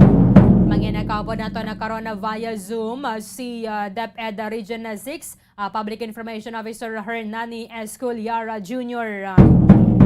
Sa iban na pang mga balita lokal, ginasapol or magasapol pa ang Bureau of Jail Management and Penology Region 6 kung nabala mag-upod man kita sining 3-day national nga vaccination campaign sang gobyerno. Actually, kahapon na naghingyo dari or ginapahayag sa Department of Justice nga sila maghingyo sa National Task Force Against COVID-19 nga panugutan ang mga inmates nga dapat malakip man sa mga baton sa COVID-19 shots. Kadungan sa 3 kadlaw nga National Vaccination Drive alin na Nobyembre 29, Nobyembre 30 kag Disyembre 1. Medyo support na gaman niya mo nakabaton na sining bakuna sa mga persons deprived of liberty dari sa aton sa may Western Visayas. I-check na karon sa report ni Bombo France Andrew Burgos. Sa mga balita national, update naton na subong adlaw ginadumdum ang ika-12 nga anibersaryo sa natabo nga Maguindanao Massacre didto kon sa diin ang prime suspect amo ni ang pamilya Ampatuan. Sa gyapon sa karon Banwa sa 5 ka mga suspetsado ang nagapabilin ng at large. That is why ang hindi pa sa gyapon wala pa gyapon sa closure para sa pamilya sa ning mga biktima ilabi na sa 32 ka mga media men nga nalaki pa diri sa mga nagkakalamatay sa atong Nobyembre 23 sa tuig 2009. Ibaran na karon na pinaman na kauling report na nagikan sa aton nga mga sister station ilabi na dito sa may Bombo Radio Coronadal. Kung sa din nag-serve bilang Chief of Reporters ang isa sa mga empleyado sa Bombo Radio Philippines si Bombo Barta Maravilla. Sa iba na pang mga balita national, labaw kahapon si President Rodrigo Duterte liwat naman na diri nga nagapanindugan kamayran sang presidential aspirant sa 2022 elections nga nagagamit sang cocaine. Yang bala sang presidente matingala kamo kon paano ini siya nakapalagyo kag makalusot gyapon sa aton nga mga otoridad siya ang nagagamit sang private plane o kon yate. Kon lantawon na ganaton sinugid rin nagapanagiya abe sa nga yate kaga sa mga private plane sa mga nagapadalagan bilang presidente sa masunod nga eleksyon. Nagmangkot man ganin daring presidente ko na nga ang ining cocaine using candidate ang way sa Japon na nadakpan silingan niya ti kon manggad nila ya hindi mo ya makwestiyon kag damo gid sa nga kwarta ti na isa sa mga pagi nila sa palagyo no kon paggalusot nagikan sa aton nga mga otoridad. Kasunod sining patot sa naman ni President Rodrigo Duterte bate kapon man Tanday Senate President Vicente Soto III kaga sa mga senador Panfilo Ping Lacson nagpadulong dito sa may Philippine Drug Enforcement Agency agwad ang magpaydalom sa voluntary drug test. Pero tinagatibo man ang duha. Sa iba na pang mga balita national, mga pamilya sining mga nagkakalamatay bilang kabahin sa kampanya batok sa illegal nga druga sa Duterte administration ang nagapabutyag sa pagkadismaya sining desisyon sa International Criminal Court nga isuspend ang investigasyon. Sa mga balita international, mga balita sa luwasang pungsod Banwa, ang European Union nagdampig naman sining mga ginahimo or nag-upod diri sa mga nag-oppose sa ginahimo sa Chinese Coast Guard ang bomba sa tubig sa mga supply boats sa Pilipinas sa bahin sa West Philippine Sea. Kahapon ang adlaw nagasapol diri nagapatigayon sa ASEAN na China Special Summit. Upo naman si Chinese President Xi Jinping. Siliyente man kami nagapangabuli ang may kang tanan dahil sa may claim namon sa may West Philippine Sea. Siyempre, diri man na ginabotyagan ni President Rodrigo Duterte ang isa nga pagmatok sa pinakaulihing ayungin na shoal incident kung sa niin ang ining mga barko sa Pilipinas ang ginagamitan sa water cannon. Sa sang presidente, tiway ni siya nagpakita kung ano giman ang kaayo bala, ay ni siya nagpakita nga maayo ang relasyon sa Pilipinas kag China. Kagiban pa ang mga impormasyon kag mga balita banwa nga posible maggaluntad samtang nga nagapangalagad ang bombohanay big time. Siyempre karon sa dugang nga napaginaton ang mga winners atensyon sa mga nagapadala sang entries diri sa 1-2 panalo part 20 promo ng Bombo Radio 1 Star FM. Meron kita sang ginlawag kaina ay sa diri sa ato ng mga daily draw winners sa 1-2 panalo part 20 promo. Gina-remind naton si Irish Jane Del Yomo sa ngaluna na baybay barangay 35 syudad sang Bacolod. Ginalawag ka alas 6:46 wong aga. Meraka sang tubdabala sa 12:46 karon sa udo sa pag-claim sa mga premyo diri sa istasyon sang Bombo Radio. Sa liwata Irish Jane Del Yomo sang aluna na baybay barangay 35 diri sa maya syudad sang Bacolod. Sige, oras diri sa Bombo Radio Bacolod, 12 minutos ang nakaligad sa takna ng alas 8 sa aga. Sa liwata nagapalabot kita sang simpatiya kag condolences sang Bombo Radio Bacolod sa pamilya ni Nanay Iska or Francisca Susano adra sa may barangay Uringaw, syudad sang Kabangkalan. Siya ang ginapatihan bilang pinakatigulang tawo nga nagakabuhi sa Pilipinas kag sa bilog nga kalibutan. Although ginaulat na to na diri ang ining validation and confirmation from Guinness World Records kaya napadala naman na dito ang iya sining mga dokumento, iya sining certificate of live birth and iba na pang mga ebidensya bala parang madeklarar officially si Francisca Susano bilang oldest living person in the world. Kahapon na nagtaliwa na ini siya alas 6:45 sang hapon adra sa ila sining balaya sa maya syudad sang Kabangkalan kag siya ang nagaedad sang 124. Si Nanay Iska Francisca Susano ang istorya ni siya naton na twice ang tuig 2016 personally nagpadulong kita adra sa ilang lugar sa maya syudad sang Kabangkalan. Nagpaambit sa aton sang mga sikreto bala kung paano nga kalawig sa sining kabuhi and napaambit diri ni Nanay Francisca Susano. Siyempre sa gidra sa mga sikreto amo ning pagkakaon sang laswa. She has 14 ka mga kabataan si Nanay Francisca Susano and then naman na-ini siya actually sa edad nga 14. So 14 at the age of 14 nagpamana siya and then nakaangkon na sila sa 14 ka mga kabataan. In fact, subong do asa na sa apo sa kamalingking ang iya sining mga kaapuhan kag nagalakta naman sa nagkalain-lain ng bahin sang province of Negros Occidental and then ang naglain-lain man ang bahin sang pungsod Pilipinas. September 11 lang ni siya nag-celebrate sang iyang 124th birthday. In fact, kuan man na gani nagulupod man gani ang aton nga mga official sa bala adra sa may syudad sang Kabangkalan and bisan pa ang mga kapulisan adra sa may southern city para nga taggan na diri sang gamay man nga sa Lusalo. Si Lola Francisca Susano kadungan na sang yang 124 nga kaadlawan sa pagpamuno ni Mayor Pedro Zayco sang syudad sang Kabangkalan.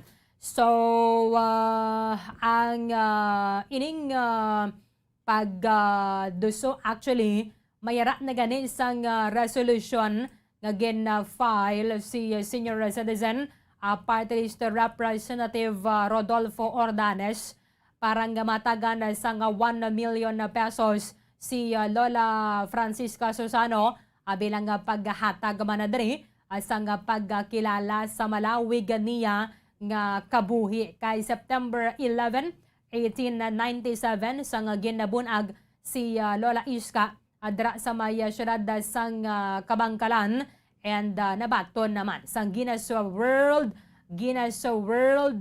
Records ang ining mga ebidensya nga si Susano ang pinakatigulang nga tawo sa bilog nga kalibutan.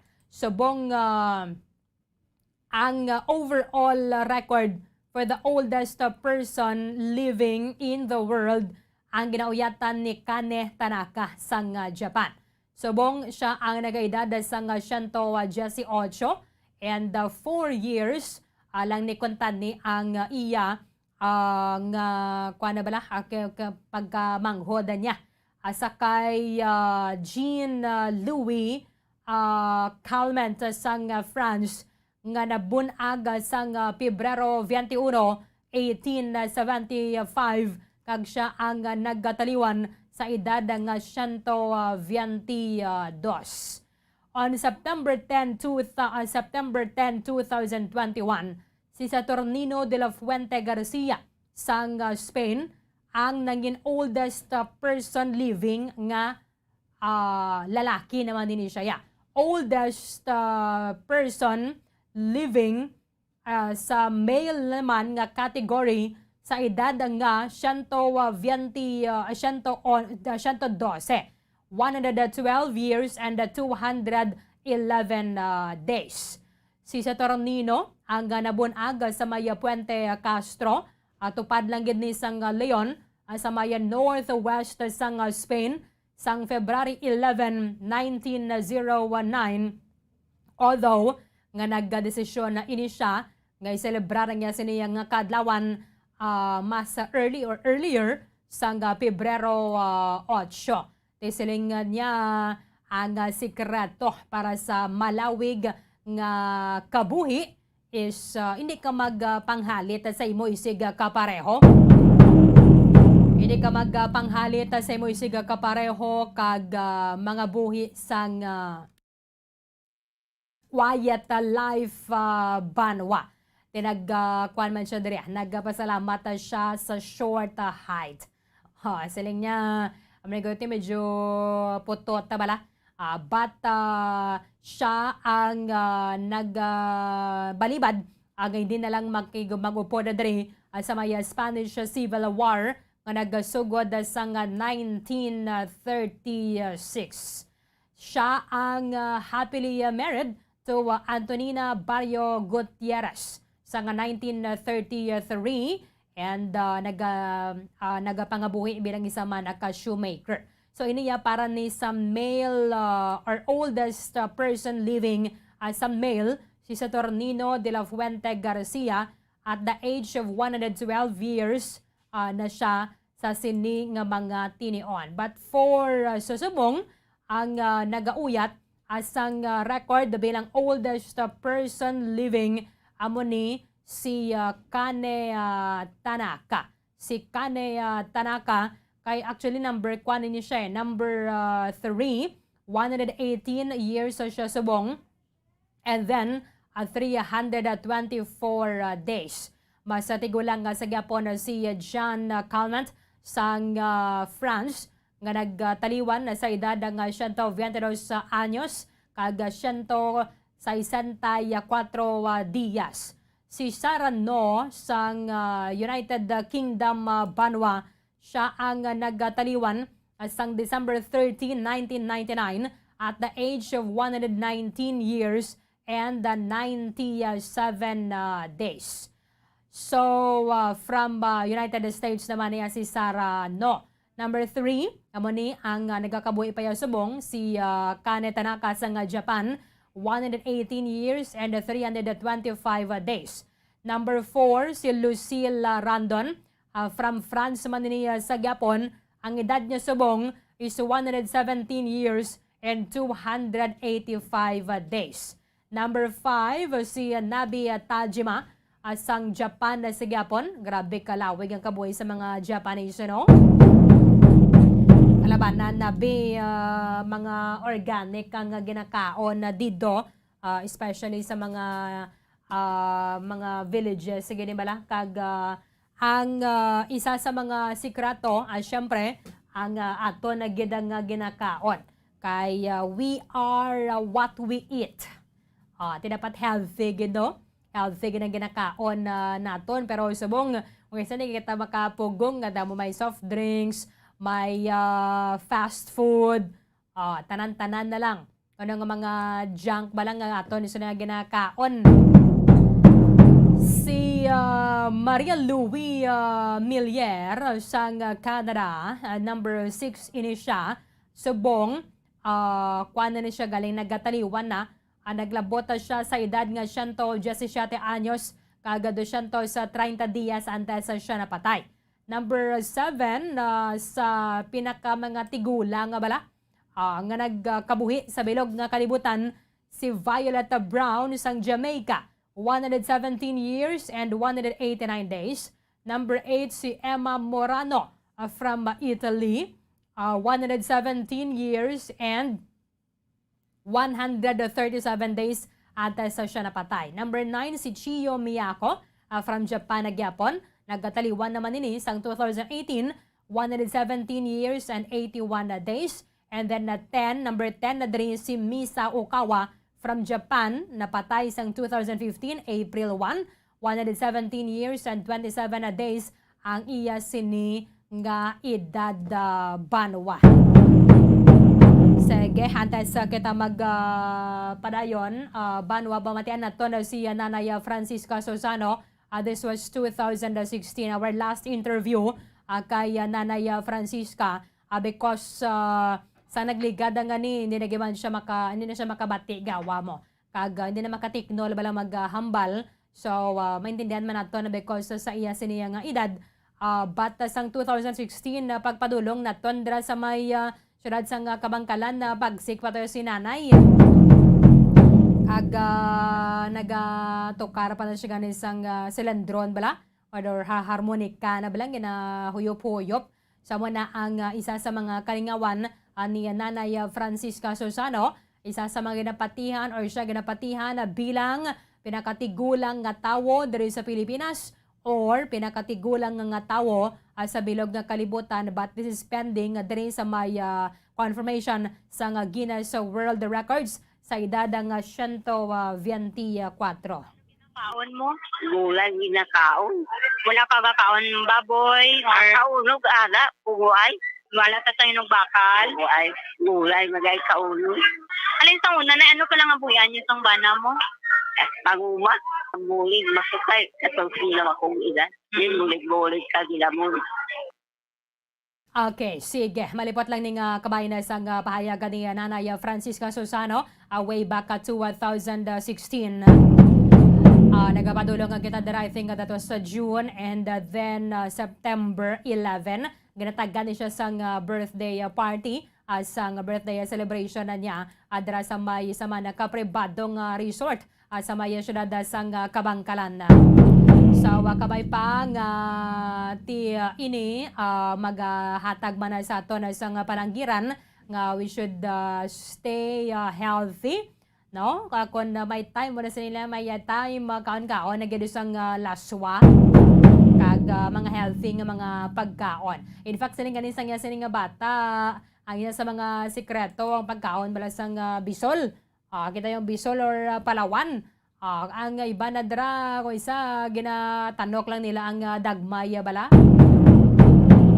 So, may she rest in peace and ginating ko anuman kwanta nito sa syudad sa Kabangkalan nga mabuligan ni si Nanay Francisca para nga madeklarara bilang bilang world's oldest living person sa edad ng 124. 25 minutos ang nakaligad sa takna ng alas 8 sa aga. Pagabalikan naton, maginakaupod ta ang Public Information Officer sa Department of Education Region 6 kay sobra na isa ka semana ang nakaligad o marin sa ginpatigayon ang pilot ang limited face-to-face classes both sa elementary and then sa padulong na sa may senior high school. Sa pagbalik sa Bombohanay Big Time. Bombo Radyo Bacolod. Number 1! Basta Radio Bombo! Mga kabombo, yari si Monsignor Felix Pasquin sang Our Lady of Candles Parish Capitol Heights sa iya imbitasyon sa pag-upod sa Santos nga Misa live sa Bombo Radyo.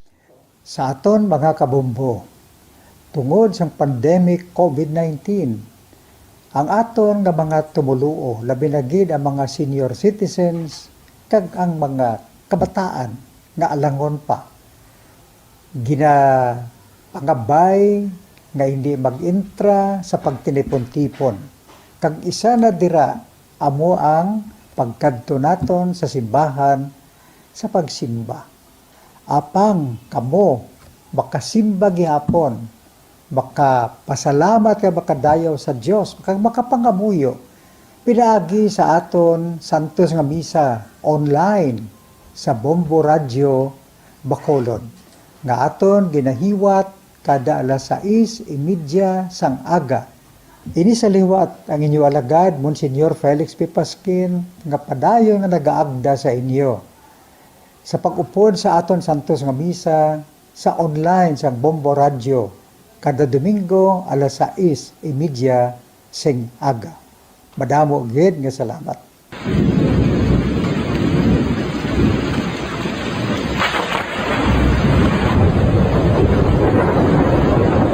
Tiempo tigululan na naman mga kabombo. Ang ikayong lawas ng tanan aton gid halungan. Gani likawan nga mabasa sa ulan agud makalikaw man sa balatian. Yari ang mga bombo tips sa tion sang tig-ululan.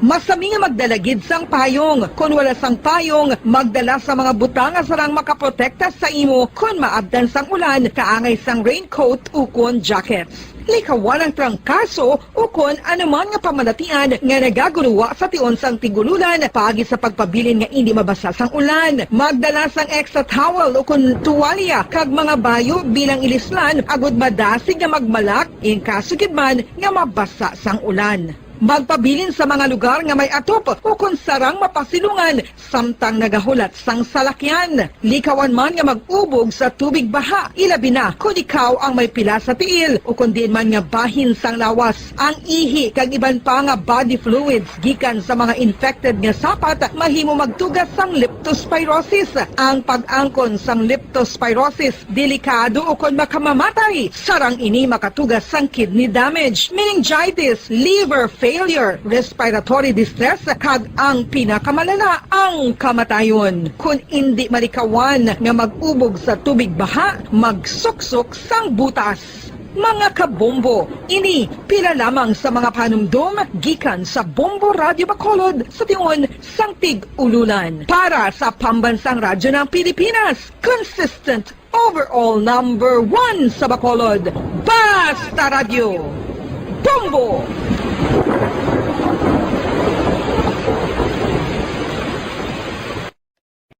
Ano ang cyber libel? Inigangay man sa libel apang ginahimo ang krimen sa internet ukon cyberspace. Ang paghambal o kung paghimo sa malain batok sa isa ka tawo sa social media nga nagatugas sang pagkaguba sang pagkatawo ang mahimo nga mapasakaan sang kaso nga cyber libel. Ang mahimo nga makasuhan sang cyber libel amo ang nag-post ukon ang author sang libelous post. Ang mga nag-like o kung nag-share sa mga post ng hindi mahimo nga makasuhan, magluwas lang kung may malaing nga tinaga nga nag-aatake sa isa ka tawo ang nakabutang sa caption. Sa pagpasaka sang kaso, kinahanglan nga magpadulong ang tagreklamo sa National Bureau of Investigation Cybercrime Unit. Ipakita ang libelous post sa NBI officer. Magdala sang duha ka mga testigo nga may access man sa libelous post agud nga makahimo sang technical report ang nasambit nga ahensya. Ang sinuman nga mapamatud-an nga nakasala sa cyber libel ang mapreso sa minimum period nga 6 ka tuig kag 1 ka adlaw tubtob 8 ka tuig, samtang kon medium period humalin 8 ka tuig kag 1 ka adlaw tubtob 10 ka tuig. Star FM Sunday Program Review. Your perfect Sunday entertainment starts off with a countdown of the top 10 hits all over the country in the Perfect 10 Countdown at 6 p.m. At 7 p.m., more of today's hits are featured in Sunday Night Sweet. At 8 p.m. End the day with your mellow favorites and it's all for you in the evening. And with the Holy Rosary as you look up to God in prayer. All these great music with the latest news and information in the top of the hour news and the Holy Mass this Sunday on Star FM. Sunday Program Review on Star FM. Subong nga may ara sang coronavirus pandemic, isa sa pinakamabudlay nga butang amo ang idi naton makita ang aton nga kontra. Gani dapat mangin mahinalungon kita kag nagasunod sa minimum health protocols nga ginapatuman. Magluwas dira na kay balobal kamo mga kabombo nga dapat man nga i-disinfect ang mga cellphones agud malikawan ang virus. Santo sa pagtuon, ang isa ka typical nga cellphone user ang nagtandog sang cellphone sang 2,617 ka beses kada adlaw. Apang kon extreme cellphone user ka naman, ginatandog mo ang imo gadget sa masobra sa 5,400 ka beses sa isa ka adlaw. Paano i-disinfect ang mga cellphones? Una, dapat i-shutdown ini anay kag kuhaon sa case anti-silimpyuhan. Sunod, pass-on ang tela sang tubig nga may lakot nga habon o kon rubbing alcohol. Pwede man magamit sang wet wipes nga may 70% isopropyl alcohol. Gamit ini, krapuhan ang screen, likod kag kilid sang cellphone. Siguraduhon nga wala sang moisture nga magasulod sa mga port. Syempre, limpyuhan man ang phone case antes ibalik diri ang cellphone. Ano ang maayo nga pamatasan? Ang mga tawo nga may maayo nga pamatasan nakaibalo kung ano ang husto kag sala. Ang ila pamatasan wala nila ginabase sa ila ginabatyag, kundi ginabase nila ini sa mga husto nga prinsipyo. Bisan wala pa sa makakita sa ila. Itudlo sing maayo kung ano ang husto kag sala sa mga kabataan. Maggamit sing mga tinaga nga nagapakita kung ano ang husto kag sala sa adlaw-adlaw nga mga sitwasyon. Itudlo sa ila ang kinalain sang tampad sa hindi tampad, sang matutom sa hindi matutom, sang kaayo sa kapintas. Sa ulihi, matun-an sang imo bata ang mga butang nga maayo himuon kag ang mga butang nga malain nga indi niya dapat paghimuon. Ipaatag kun nga ang maayo o kun malain ang isa ka butang. Halimbawa, pamangkota siya nga ang maayo gid kun tampad kita, nga ang maguba ang pag-abyanay kun magbutig ka, nga asala ang pagpangawat. Gamita ang maayo nga pangatarungan para amat-amat mo nga matudlo sa imo bata ang husto kag sala samtang nagadako siya. Ipadako ang mga benepisyo sang maayo nga pamatasan. Mahimo ka magsiling kun tampad ka, saligan ka sang mga tawo. O kun ipakita mo ang kaayo, manamian sa imo ang mga tawo. Tadlunga ang hindi maayo nga pamatasan. Buligi ang imo bata ang responsable sa ila ginahimo. Dapat mabala nila kung ano ang ila sala kag kun nga hindi ini maayo nga pamatasan. Hindi gusto sang iban nga ginikanan nga sawayon ang ila bata kun makasala ini kay basi maluyahan ini. Pero ang pagtadlong sa malain nga batasan, makabulig sa imo bata nga makahana sa iya konsyensya kag makalikaw sa paghimo sang sala sa ulihi. Pabakura ang handom sa imo bata nga himuon ng husto. Dayawa ang maayo nga pamatasan. Kung maayo nga pamatasan ang ginpakita sa imo bata, dayawa siya kag ipaathag kun nga ang maayo ang iya ginhimo. Halimbawa, makasiling ka, maayo kay tampad ka.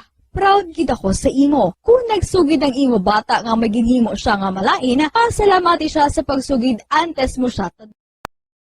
Nakahibalo-bala ka mo nga sunod sa latest statistics ng World Health Organization o WHO nga kapinakaroon sa 800,000 ka mga tawang nagakapatay kada tuig bangod sang paghikog. Kag ang suicide among isa sa mga leading causes sang kamatayon sa mga pamatanon nga nagapangidaron sang 15 tubtob 19 anyos. Paano naton mabuligan ang aton mga teenagers in distress o kung mga pamatanon nga makabig suicidal? Yari ang pila ka mga tikang mangin sensitibo sa mga tawo nga ginaduhaduaan nga may plano nga mag-suicide. Kung may maobserbahan o kung makitaan nga mga senyales, hindi ni pagbaliwalaon nilabi na kung makitaan nga depress ang pasyente. Maghatag sang panahon nga kamustahon ini, istoryahon kag pamatian kung ano ang mga hibubunot sini kag kung ano ang mga yara sa balatyagon sini. Listen non-judgmentally. Kung masanag ang senyales nga may plano ini nga utason ng kabuhi, ikaw nga nakahibalo dapat nga hindi ini pagsekretohon. Mangayo sang bulig ilabi na gid sa mga ginikanan sini. Hindi pagbayaan na natungdan nga nagahisahanon and seek immediate support from health services. Suicide is preventable. Magmangin sensitibo kita sa atong isig kapareho kag handa nga maghatag sang panahon kag bulig kung ginaginahanglan. Mga kabombo, yari si Monsignor Felix Pasquin sang Our Lady of Candles Parish Capitol Heights sa iya imbitasyon sa pag-upod sa Santos nga Misa live sa Bombo Radyo.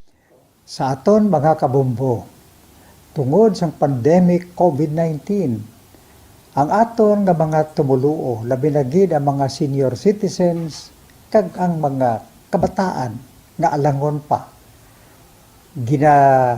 Pangabay nga hindi mag-intra sa pagtinipon-tipon. Kag isa na dira amo ang pagkadto naton sa simbahan sa pagsimba. Apang kamo makasimba gihapon, makapasalamat ka makadayaw sa Dios, makapangamuyo pinaagi sa aton Santos nga Misa online sa Bombo Radio Bacolod nga aton ginahiwat kada alas 6:30 sang aga. Ini sa liwat ang inyo alagad Monsignor Felix P. Pasquin nga padayon nga nagaagda sa inyo sa pag-upod sa aton Santos nga Misa sa online sa Bombo Radio kada Domingo alas 6:30 sing aga. Madamo gid nga salamat. Ang pagbinuligay sa tiun sang pandemya, tuman ka-importante. Apang antes kita makabulig sa iban, unahon naton anay atipan ng aton tagsa kakaugalingon. You cannot take care of others if you do not take care of yourself. Base sa World Health Organization kung WHO, na sa tiun karon sang pandemic, madamo ang ginaigo sang stress. Pila sa masanag nga mga emotional symptoms nga maangon sa stress, ginakipansang pagbatsyag sang kahadlok, pagkasubo, kag kaakig. Sa bahin sang physical symptoms, nagabatsyag sang pagkasakit sang ulo, may kabudlayan sa pagtulog kapag kaon. Sa bahin sang behavioral symptoms, nagakadulaan na sang gana o kon motibasyon sa pagtrabaho. Nagataas ang pag-usa sang alcohol o kon drugs, kag wala na nagatambong sa mga ginapakigbahinan sa nga religious, spiritual practices. Magun sini, iyari ang pila ka mga panugyan sang WHO agud nga makalikaw kita sa stress. Lingawon ang kaugalingon, pinaagi sa paghimo sa mga aktibidad nga imo gina-enjoy kag ginakaluyagan, kaangay sang pagbasa, pagkulokanta, pagsaot, pagluto, gardening, kag iban pa. Mag-exercise physically every day, magtulog sang temprano or getting enough sleep, eat well, kag ang pinakaimportante sa tanan, magpangamuyo. Subong nga mayara sang coronavirus pandemic, isa sa pinakamabudlay nga butang amo ang idi naton makita ang aton nga kontra. Gani, dapat mangin mahinalungon kita kag nagasunod sa minimum health protocols nga ginapatuman. Magluwas dira, nakaibalo-bala kamo mga kabombo nga dapat man nga i-disinfect ang mga cellphones agud malikawan ang virus. Santo sa pagtuon, ang isa ka typical nga cellphone user ang nagtandog sang cellphone sang 2,617 ka beses kada adlaw. Apang kon extreme cellphone user ka naman, ginatandog mo ang imo gadget sa masobra sa 5,400 ka beses sa isa ka adlaw. Paano i-disinfect ang mga cellphones? Una, dapat i-shutdown ini anay kag kuhaon sa case antisilimpyuhan. Sunod, bas-on ang tela sang tubig nga may lakot nga habon o kon rubbing alcohol. Pwede man magamit sang wet wipes nga may 70% isopropyl alcohol. Gamit ini, trapuhan ang screen, likod kag kilid sang cellphone. Siguraduhon nga wala sang moisture nga magasulod sa mga port. Syempre, limpyuhan man ang phone case antes ibalik diri ang cellphone.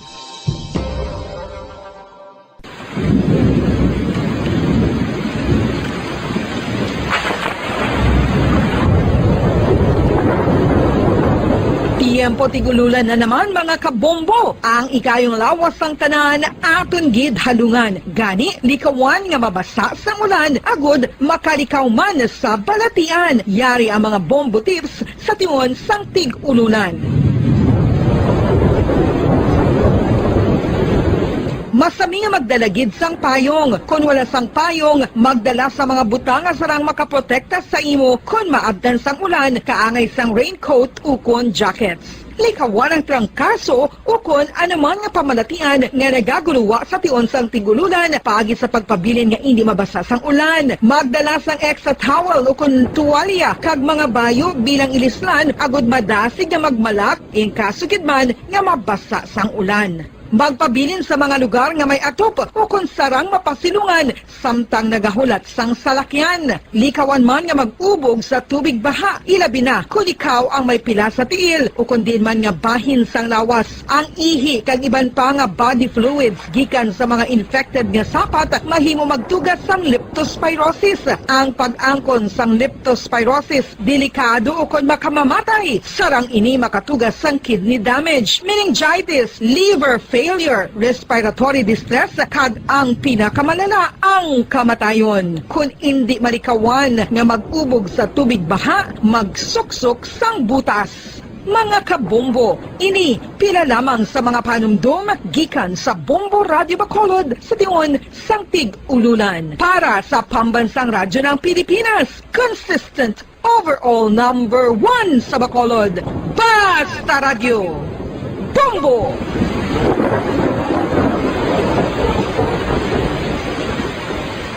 Ano ang RA 9003? Yari ang mga butang nga dapat mo mahibaluan angot sa Ecological Solid Waste Management Act of 2000. Ang Section 10 nagamando sa decentralization sang waste management o kung paghaboy sang basura. Sa iya implementing rules, ginamanduan ang mga barangay nga magtukod sang Barangay Solid Waste Management Committee. Ano ang mga katungdanan sang Barangay Solid Waste Management Committee? Pagbahin-bahin kag koleksyon sang madunoton, makompost kag ma-recycle nga basura, pagtukod sang materials recovery facility, pagsumiter sang bulanan nga report sa munisipyo, pag-organisar sang multi-purpose environment cooperative ukon asosasyon. Pagbalay sang solid waste management program sang barangay, pagpain kag pagpangita sang pondo, pagpahamtang sang core coordinators. Ang Section 21 nagamando sang pagbahin-bahin sang basura sa ginhalinan sini kag sa pagpatuman sang no segregation, no collection policy. Ang Section 32 nagamando sa pagtukod sang materials recovery facility sa kada barangay ukon clusters sa mga barangay. Sandig naman sa citizen suit provision sa Section 52, may gahom ang sinuman nga magpasaka sang kaso sibil, kriminal o kon administratibo, batok sa kay sino man nga nagalapas sa mga provisyon sang layi, napaslawan sa pagtuman sa ginamando sang layi, kon sino man nga naghatag sang mando nga nagasupag sa mga provisyon sang Republic Act 9003. Ginadumilian man sang layi ang tanan nga sahi sang pagsunog sang basura, mangin ang pagsunog sang basura sa ugsaran. Ginadumilian man sang Clean Air Act ang pagpadukot sini. Yari ang mga ginadumilian nga hilimoon sa idalom sang Republic Act 9003 o kon Ecological Solid Waste Management Act of 2000. Ag ang mga silot sini, ginadumilian ang paglapta, paghaboy kag pagtambak sang basura sa pampubliko nga lugar, kaangay sang karsada, sidewalk, kanal, estero o kon parke o kon ang pagpahanugot sa sini nga mga hilimoon. Multa nga 300 pesos tubtob isa ka libo ka pesos o kon community service nga isa tubtob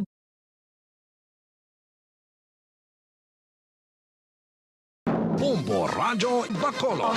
Number 1! Basta Radio Bombo!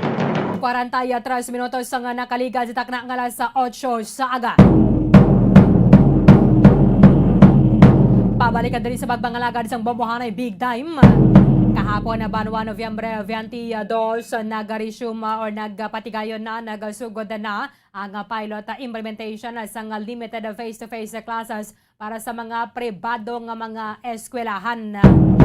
Kaya una na yang nagasugod ang pilot implementation sa limited face-to-face classes para sa mga pampubliko nga mga eskwelahan sa Nobyembre 15. So una sila sa isa ka semana. Although limitado lang ni mga eskwelahan na diri sa aton sa may Western Visayas, nakaupo na diri sa mga mag-implementar sa limited face-to-face classes. But mas maayo gani at least makapangamusta kita direkta man na mismo sa may DepEd Region 6 pinaagi sa ilang Public Information Officer Sir Hernani Esculiara Jr. Sir, live kita sa Bombo Radio Bacolod. Dapat mo si Bombo Erdin mayong aga. Mayong aga Bombo early no kaga mayong aga man sa tanan nga tagpalmati ka sang Bombo Radyo Bacolod sa ngalan sini ni DepEd Region 6 Dr. Rami BOT kung atong sini nga Regional Director nagatamyaw kita sa tanan nga tagpalmati sang Bombo Radyo Bacolod sa sini ka maayong aga. Kahapon na sir, nagsugod na gadya sir no ang pilot implementation sang limited face-to-face classes for private schools diri sa aton sa Western Visayas. Hustoy na no Bombo early no kahapon nagpatigayon sang per day 1 sang pilot implementation sang face-to-face class ang aton sini nga duha sini ka public school private school diri sa Maya Region 6 ini amo ang Gamot Kugon Waldorf School sa Maya Saraga Iloilo kag ang Oxmont Memorial Academy sa Banwa sini sang Kalinog. Okay. So that is Antique and duha sir sa Iloilo.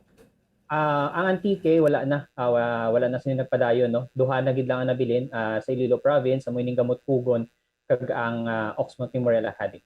Okay, anong reason sir nga way nakapadayon atong una sa may Antique? Oo, ang sa Antique no wala na ini nagpadayon, it's because nga ang ila sining hinyo gusto kan nila nga grade 6 and grade 10 ang magpatigayon sini sang pilot implementation sa face-to-face class. Apang naibalan sini naton nga wala sang regulations, guidelines man or any law nga ga-allow sini no for grade 6 and grade 10. Ang gina-allow lang gid subong sang IATF, sang DOH, kag sang DepEd is kinder to grade 3. So wala na ini sila nagpadayon kay tungod nga hindi sakop sang implementing rules for the pilot implementation sa face-to-face class ang grade level nga gusto nila sini nga mag-join. Okay.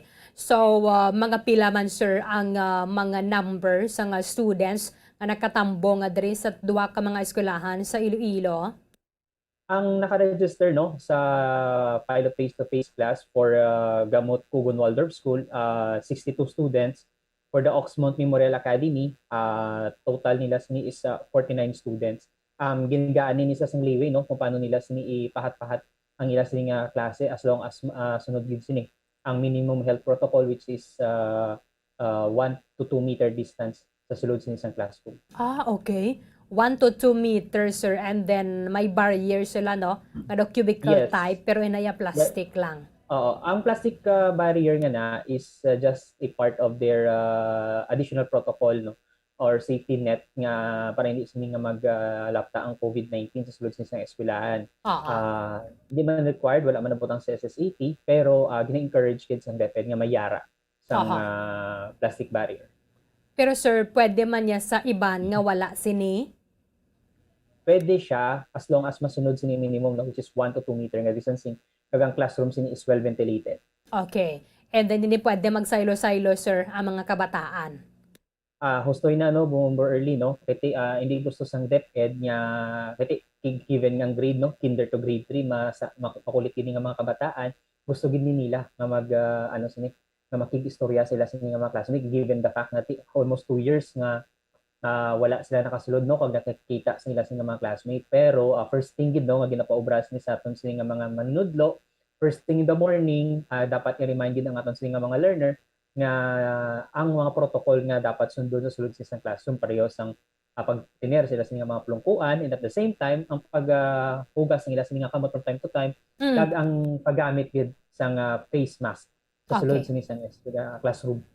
May nakita ko diri sir nga mga litrato coming from DepEd man nga Facebook. Bisan magsulod gali sir, dapat hindi sila talalapik no ang mga estudyante. Yes, Bombo early no. Kay kahapon dito kita nagkadto sa may Oxmont Memorial Academy. Nagtan-aw kita dito sa sitwasyon kung ano sini ang ginaubra nila nga pag-implementar sa isang face-to-face class. Dito nakita nato do nga pagsulod sini sa mga estudyante one at a time. Hindi pwede nga magsunod-sunod sila unlike sa una kung tandaan natin sa typical nga wala pa pre-COVID period. Pwede nga magsunod-sunod sa gate, sa classroom, pwede pa ganit isa ka istoryahan sa tanggalakad. Pero dito sa Oxmont kahapon nakita natin one at a time, one learner at a time ang ginobra nila.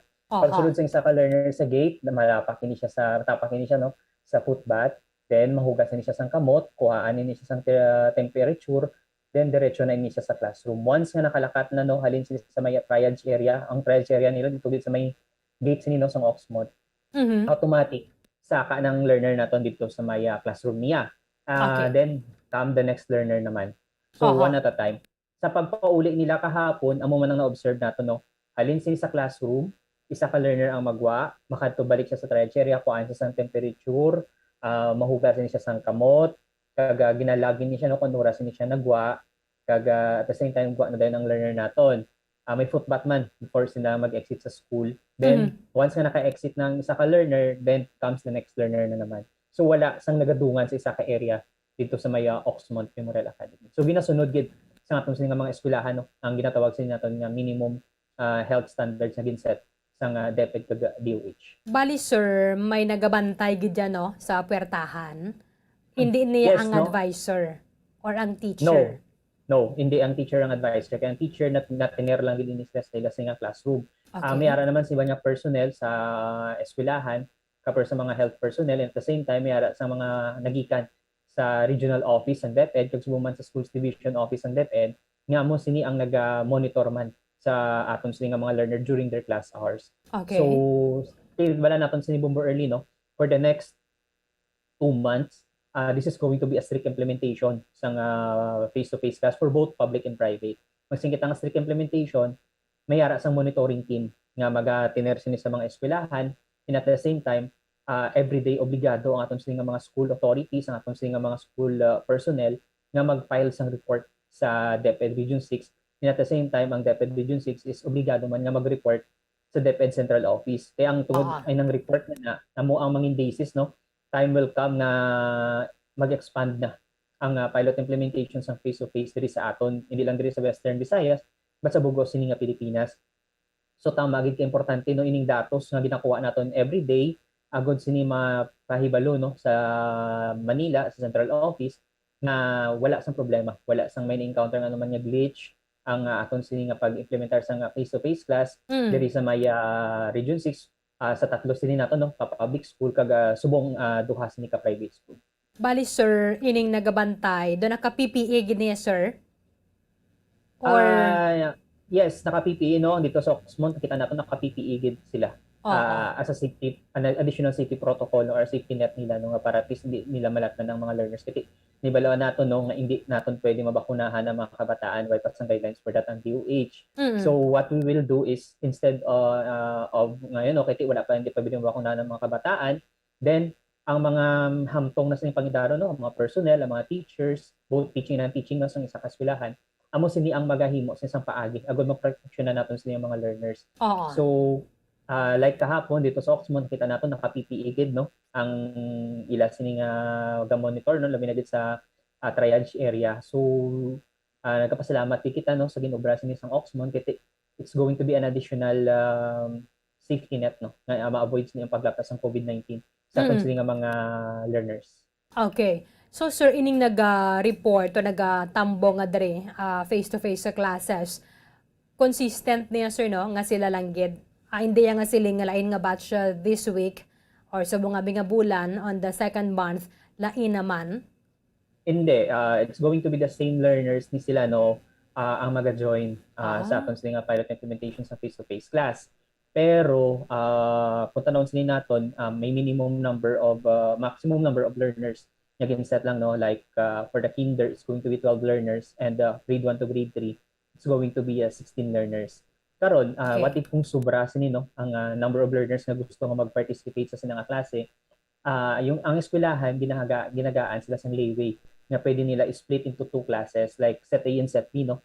Pareho sa nakita naton dito last week sa may Lacerna Integrated School, ang ginobra sini nila, gin-split nila ang ila sini nga mga klase into 2 no, set A, set B. Sa set A, subong nga semana masulod sa klase, then set B, sa masunod naman sini nga semana magasulod sini sa klase. So they are given no the options na kung paano nila i-subdivide as long as ma-maintain nga hindi maglapaw sa maximum number of learners na gin-allow sa IATF. Pero allowed man sir nga ang parents nila pwede makasugat, especially for this kindergarten? Yes, allowed ang mga ginikanan nga magsugat no Bomber Erlin. Like sa dito sa may Oxmont Memorial Academy, ang mga parents nagahulat ng inisa sa sagwa sang gate. Dito naman yan sa may Lacerna Integrated School, may gin-allocated to ang school no nga isa sini ka classroom nga dara pwede magtinira nga aton sini nga mga ginikanan para nga maghulat sa ila sini nga mga learners. Oo. Pero number one rule is hindi pwede magtinirang ginikan malapit sa eskwela sa kwarto sa ila sini nga mga kabataan. May ara lang gid sang designated area for the parents no nga magstay during the class hours ng ila sini nga kabataan. Kaya ang kinder to grade 3 maximum lang man sini is 3 hours. Oo. So once na na-drop na nila ang ila sini nga learner sa classroom, insigida duwa ka option na pwede na maobra. Mapuli sila ka magbalik na lang after 3 hours or magtiner sa holding area. Pag dara sa holding area man sini no Bomber Erlin, ginasituate man sang school personnel nga dapat masunod man sa gihapon no ang distancing, paghugas ng kamot, kaga ang paglapak sa footpath antes magsulod sa holding area sa mga ginikanan no nga magahulat sila sa mga learners. So kung ang imo sini nga learner is puli na, then kita na lang kamo sa may exit na. Dito na lang kamo makita na isang imo sini nga mabata. Bana-banaon lang nila, sir, nga mga oras, buhi na. Yes, bantaon lang nila, no? Kasi fixed man ang number of hours, no? Hindi pwedeng magsobra 3 hours. So that means na kung na-set abi sa, let's say, kahapon, nakita natin to is going to be 8 to 11, no? Ang klase dito sa may Oxmont, pag impunto alas 11, ang mga learners nagpuli. And pagtapos nakita naman natin dito, ang ginikanan nagahulat naman sa may gate sa eskwelahan. Sa ila sa mga learners. Hindi sila pwede magsulod sa sulod sinisang eskwelahan nga anytime lang, no? Like sa una, pag gusto ang mga ginikanan magsulod. This time, it's very, very regulated. How about, sir, ang mga balon ni abi nila for the recess? Gina-encourage, no, sa Department of Education nga pabalunan na gid lang ang ila sini nga mga learners kiti nabalan sini naton hindi operational ang mga canteen subong bawal ang magwa ang mga learners ka magkadto sa canteen para magbakal sa ila sini nga mga pamahaw. So gin-encourage so dapat sa classroom lang gigali, sir? Yes, sa wala classroom lang canteen. gid gin-encourage. Gin-encourage gid sini sa DepEd no nga dara na gid lang sila sini nga desk o kon sila sini nga mga table matiner ang mga kabataan during recess. Dara na gid lang sila sini kaon kiti hindi man gusto sa DepEd no nga may isa sa area nga dara ang kabataan magkadto para lang nga magbakal pagkaon kati come to think of it kabataan ini mabudlay i-control from time to time maistoryahan na gid na iya so gina-encourage gid sa DepEd no nga dara lang gid sila matiner sila sini nga mga classroom kag mag-take sa ila sini nga recess. Pero may recess gid man, sir, no, sa 3 hours. Yeah, may ara gina depende sa school. Depende sa school no nga pag-arrange kung ano nila schedule ang ila sa mga klase. Pero basta ang tandaan lang gid Bomber Erlin, ang importante is during these 3 hours, ang importante diri nga ginaobra is gina-remind ang aton sa mga learners sang basic health protocol labi na gid ang face mask kag ang pag sanitize sang ila sa nga kamot, and at the same time during these 3 hours may ara ginadara sang time no nga gin-allocate para nga mag-sanitize man sila sang ila sa nga mga kamot. Everything hindi natin gusto nung may ginakaptan natin ng mga learners from time to time, dapat panghugasin sila sang kamot nila, may it be hand soap or gamit sini ang alcohol or any sanitizing liquid. Nga provide mismo, sir, no, sang eskwelahan. Yes, sa sulod sini sang classroom, Bomber Erlin, number 1 sini nga requirements sa sini nga school safety assessment tool, there should be a sufficient amount of alcohol or any hand soap, sabon.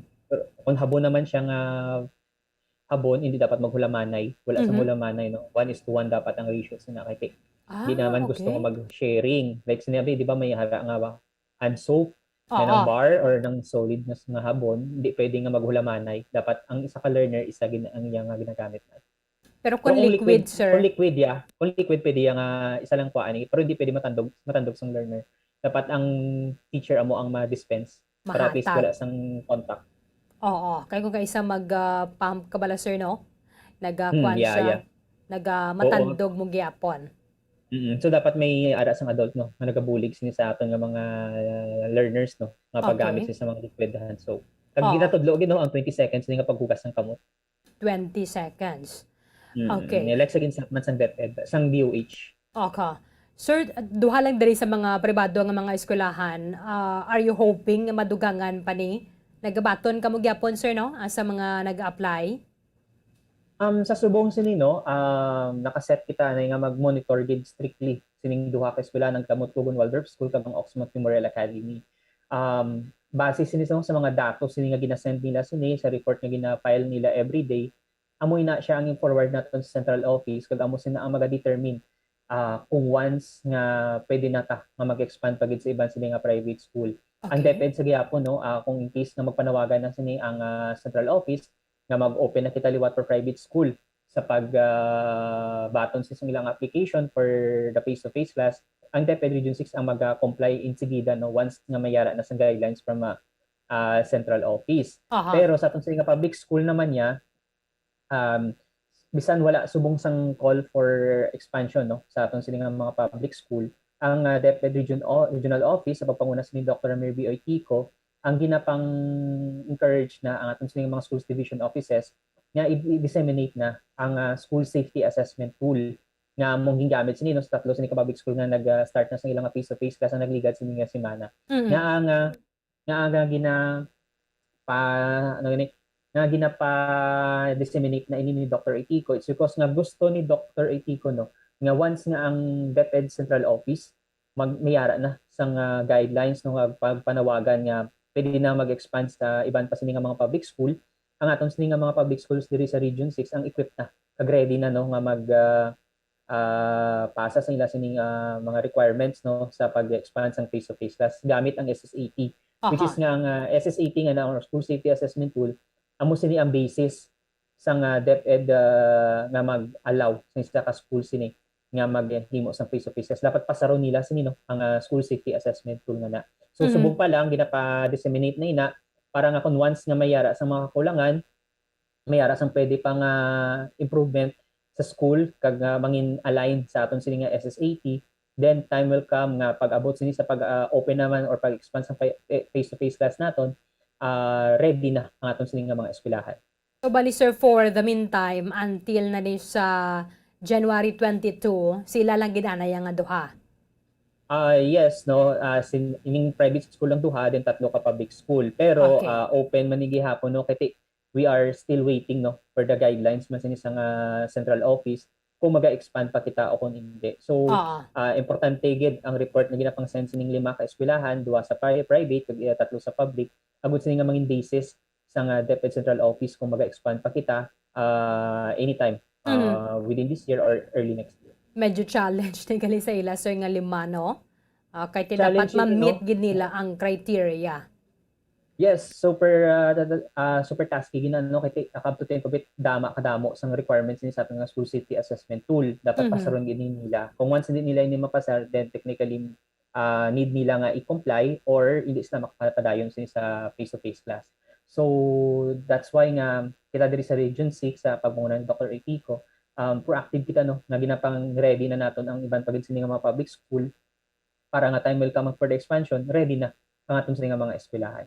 Pila ya sir mga students sa diri sa tatlo ka mga public schools? Okay. Sa tatlo sini ka public school no, sa Mayabay Elementary School sa Barbasa Antique, 63 ang total learners no na nag-join for the face-to-face class. Then ang kinder may 20, grade 1 16, grade 2 13, grade 3 14, total of 63 students ang mag-join no sa face-to-face class. Sa Igsuro Integrated School, sa kinder may 21, sa grade 1 24, sa grade 2 22, sa grade 3 22 man. So ang total sa isang Igsuro is 89. Sa Maya Lacerna Integrated School sa Maynaba Saklan, sa kinder may 48, sa grade 1 may 64, sa grade 2 may 58, sa grade 3 may 54. Ang total siniyo sa Lacerna Integrated School is 224 learners. Okay. So pilang total sir? Almost 400 man gali sir no? Yeah, so damo man sini nag-interest ni no sa aton sini nga public school. Kung talon sini naton 224 plus 376 total learners. 224 plus 89 plus 63 sir. Yeah, so, 376 total learners sa public school ang nag-join sa halin sa tatlo sini ka eskwelahan. Hindi na ni madugangan sir no? Sila lang gid dapat. Sila lang gid ni. Hindi na ni pwede madugangan is because nga tinabalaan sini naton nga once nga nag-join na ang kabataan, sila na gid lang sini identified nga mga learners. Kinanglanon pa gid sini no ang parents consent before ikaw nga mag-join sa face-to-face. Kasi at the same time, nagsugod na sinino ang pilot implementation. Oo. So, this will be the number of learners na lang din nga maka-join sa pilot implementation until January 15 for the public school and January 22 for the private school. Paano, Sir, kung may mag-back out? Wala man problema, no? Masaylo ang bata sinino sa kung ano sa ginikanan niya, hindi niya gusto magpadayon. Oo. It's because natin kung tandaan siya itong Bombo Erlin, voluntary, no? Ang hindi nga pag-join sa pilot implementation sa face-to-face class. So kung once ang kabataan sini mag-atras or hindi na mag-join, masaylo ini sila balik sa other modalities, no? Kaangay sa isang online, modular, radio and television-based instruction. Pero hindi na mabalikan ang ilang, hindi na sila mabuslan pa.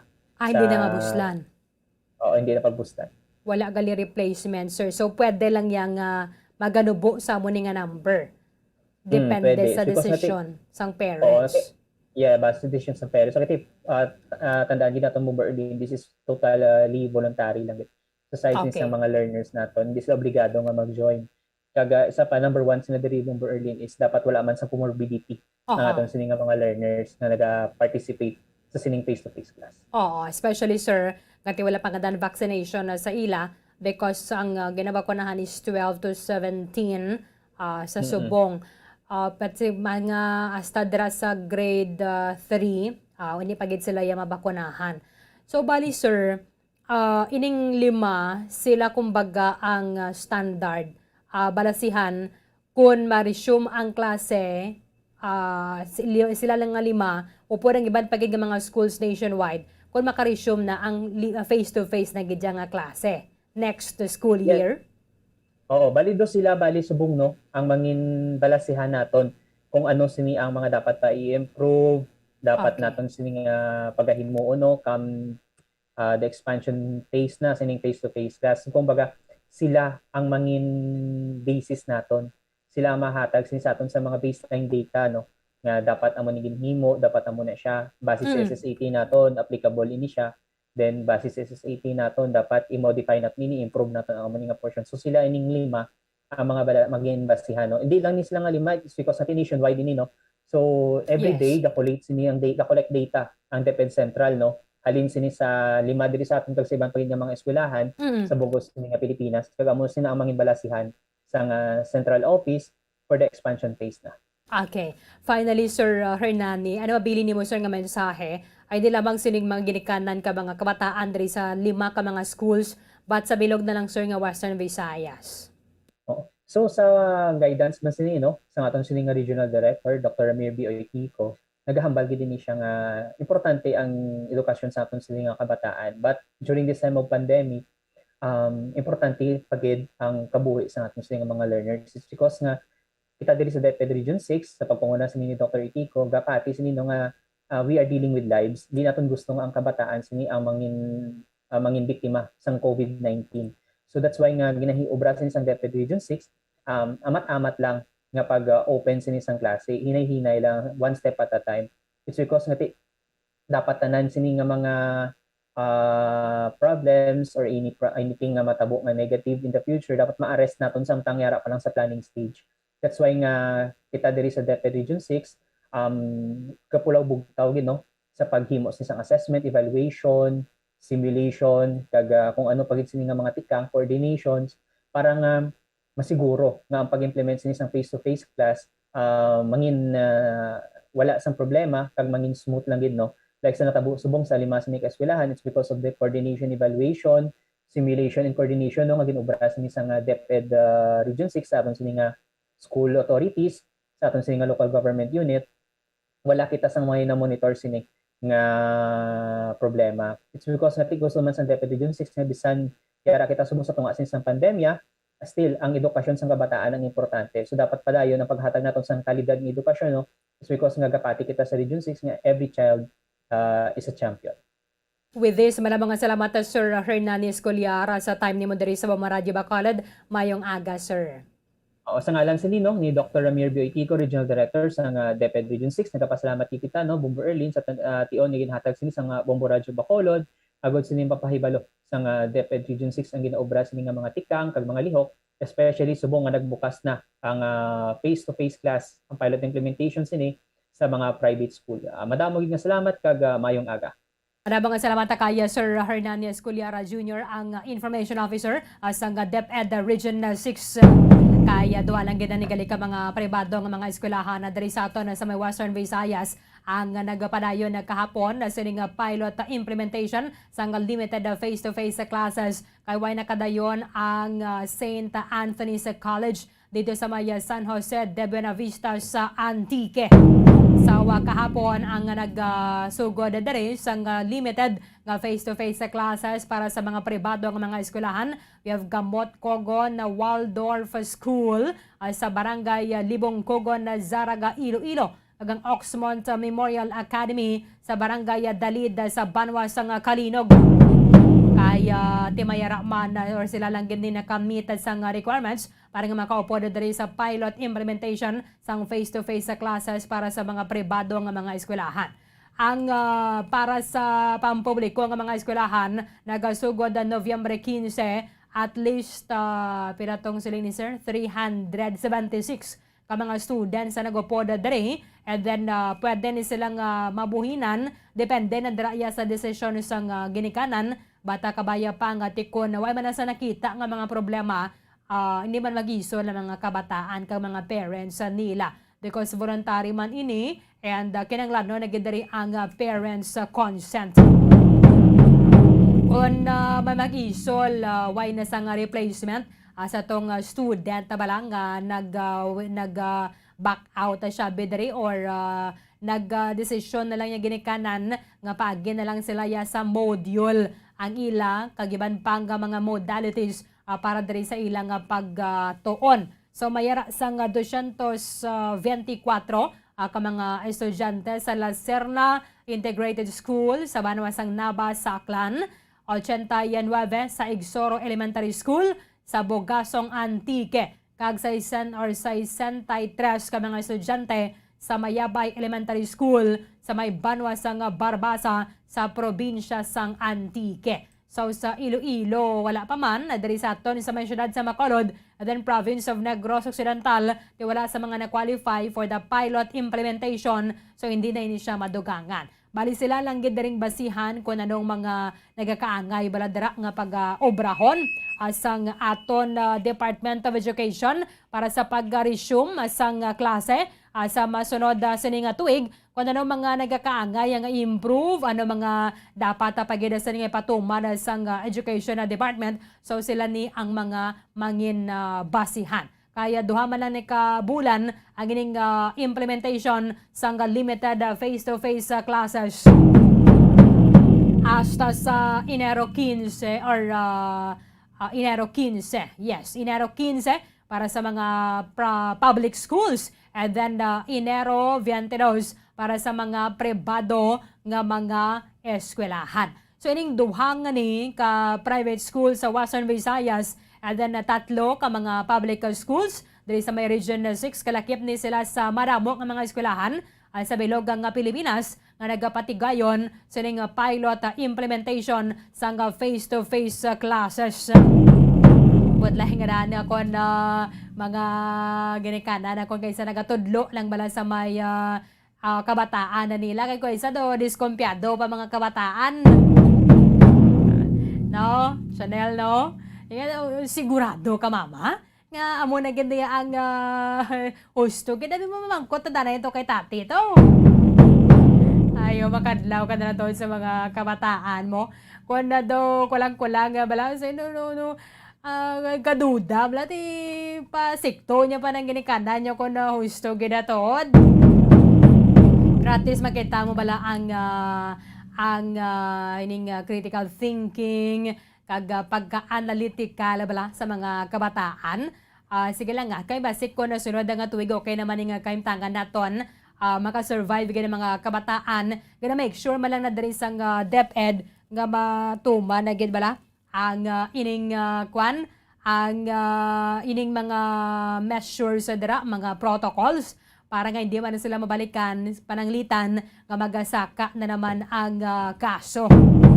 Kaya di pa nga daan na vaccinated, agad ang kalawanan ng mga kabataan. So, bumira kita sa nga pediatric vaccination, but this is for children nga mayroon sang comorbidities nga nagkaedad na 12 at of 17. Namdaman na nato na bala ang hayamo sa mga ginikanan, mabalik na nita bala ang face-to-face classes. Kaya do kung na kaysa din nga may kakumbinsi sa mo sa nga bata nga magapate gada bala o may ba nga nga kabataan nga pasiktohon niya pagigya ko na amo na ganang sabat mo do hindi bala sila nga na nakulanga nga bata kaga hindi kontento laing gidya diba kon manunudlo bala kaya masilingan naton dulay nga pagatulo sa mga kabataan because amo na lang namulata na nila amo na lang naanda na nila bisan mga manunudlo for sure gusto naman na nila tani ang face-to-face sa gidya nga klase kaya ka stressful kung pinagi sa online o kung pag-obra sa module mas madamo ang trabaho sa mga manunudlo but sige ang ganun lang naton kaya base sunod ang tuwig okay naman ang kaimtangan mabakunahan na ni mga kabataan and then malabot na to ng herd immunity at least safe na ang tanan. Kaya sa buong daan, tamat-amat naman yung nagganubo ang kaso sa coronavirus nationwide. Kung nakaisa ganin na kita makalabot ay sa kalibo bala nga mga bago nga mga COVID infections. Di kabay pa nga magtuloy-tuloy, kabay pa nga magatayuyon na banwa, kag mas makumbinsi makotoran naton nga magpabakuna bato ka sa may coronavirus. Because sa malay na ginalantaw sa mga eksperto, nga mo ni nag-isanon ng paagi para nga malabot na to ng herd immunity, makabalik na sa normal siya nga ton nga pagpangabuhi. 15 minutos sa nakaligad sa daklang alas 9 sa aga, yari na ang aton sa nga taga-daog dali sa 1-2 Panalo Part 20 promo ng Bomba Radio 1 Star FM, mag-claim na sang iyang premyo. 500 pesos nga cash kag 650 pesos nga valor sang grocery goods. Direkta sa studio B sang Bomba Radio Bacolod, Bombo France Andrew Borgos. Bombo Andrew, come in. Bombo Erlene, good morning. No, live kita diri sa studio B kagatod na ni makaupod subong nga maswerte. Nga tagdaog subong adlaw no. Or kahapon pwede kagabi siya nalawagan no kagabi. Nasaan ni Bombo po sa Espino sa Zona Libre, Bombo Erlene. So subong nga gato ni makaupod si Nanay Cecilia Montales sa taga-barangay Sampinit, Ciudad Sambago. Ang yun nga proof of purchase sa muni ang Panyawan. So subong nga rin sa ato nga tupad. No? Good morning, Nay. Kamusta? Good morning. Ngayong aga. O, kagabi. Ano ang imo nga ginaobra sang sang nalawagan imo pangalan ka ano ikaw? Higda ko ka pamati sa radyo. Oo. Tiga nakibot ko no ko. Nakibot ko pang rawag sa akong ngalan. Oo. Pero lipay-lipay nga kahibi ko. Tinadula ka toyo? Nula ka toyo. Pero pagkalawag diretso bangon. Bangon dayon bangon na tumbok-tumbok. Tumbok si Nanay. Kaya mo naguro sa mga nagsakit elmo? Sobra ka surprise. Excited gid si Nanay Bombo Early, no? Wala ka na gani, Nay? 71. 71. Anong ang pangitan anak ko? Subong kagalingawan? Nasa balaya to. Pamati lang ko yung radyo ya. Amula na ako niya. Wala ka bilog ka ba tamo gani, Nay? 3. Ito may mga kapuhan na? Oo.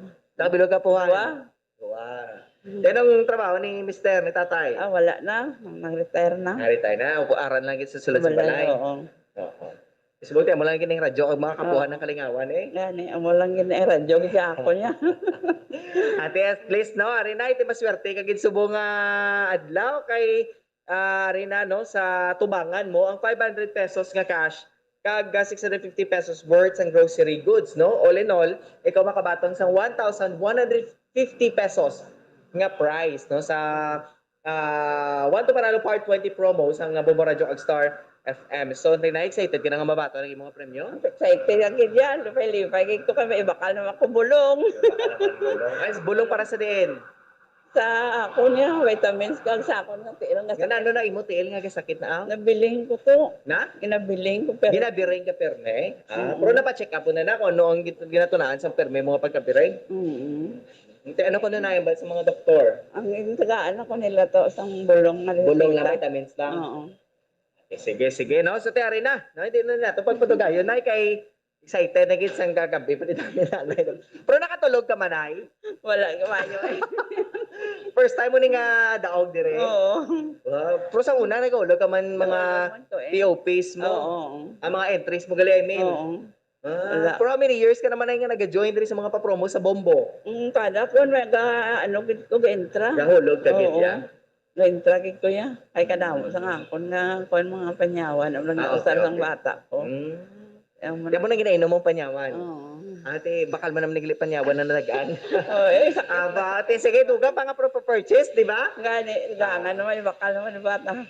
Insakto, gini na. Ate, sige, no? So, Bomberlin, ito na niya, kay Ma'am Cecilia, ang iyang 500 pesos, nga cash. Subali na yata, kung mo for 100, ha? So, unang hatag. 100. Kadua nga hatag. 200. Ikatatlo. 300. Ikapat. 400. Dag-ang ikalima. 500. Ari na, sa akong Yes, no? So, mayo. Okay, tapos, Nay, way labot sa 500 pesos. Hindi naman kung dito imo nga premyo kung wala ang 650 pesos nga grocery goods nga imo nga mabaton subong man nga aga nga nasud mismo sa balde sang Orocan. So nanay, congratulations. Kag ano ang plano sa 500 pesos nga nadaugan? Bakal sang bulong, kag ibakalugid sang conforches nga ihulog naman liwat. At idugang pagid para maswertihan, no? Kay kabalok ako sa Grand Draw. Sa December 25. Di ba ang gid ni nanay, no? Ginabantay niya. Kaya nagalaom gid nay nga baswertihan. Among gani, among ginagkaway pa nga makangabutan nga akon nga sobre. Oo. Kay Pasko nga daan. Gani man, sakto gid timing gid, no? Oo. Sige. So tinay, mensahe mo na lang, no, sa aton nga mga sponsors kag mismo sa Bombo Radio. Ginaagda ko kamo tanan nga mag-intra sa 1 to Panalo sang Bombo Radio. Star FM. Kag daso nang yung salamat sa mga naga-sponsor sini nga promo. Kag ginapaagda ko man ang mga pumuloyo sa amon barangay nga mag-intra man kamo sa 1 to Panalo sang Bombo Radio. Ang Bombo Radio number 1. Sige na. Sige, liwat. Baskugon. Kaya di ba naman mo muna sa radyo nga basta radyo Bombo, di ba Baskugin dapat? Sige. Pamatian ang kay Nanay Cecilia. Ready? 1, 2, 3, go! Basta Radio Bombo. Number 1. Number 1 ang Radio Bombo.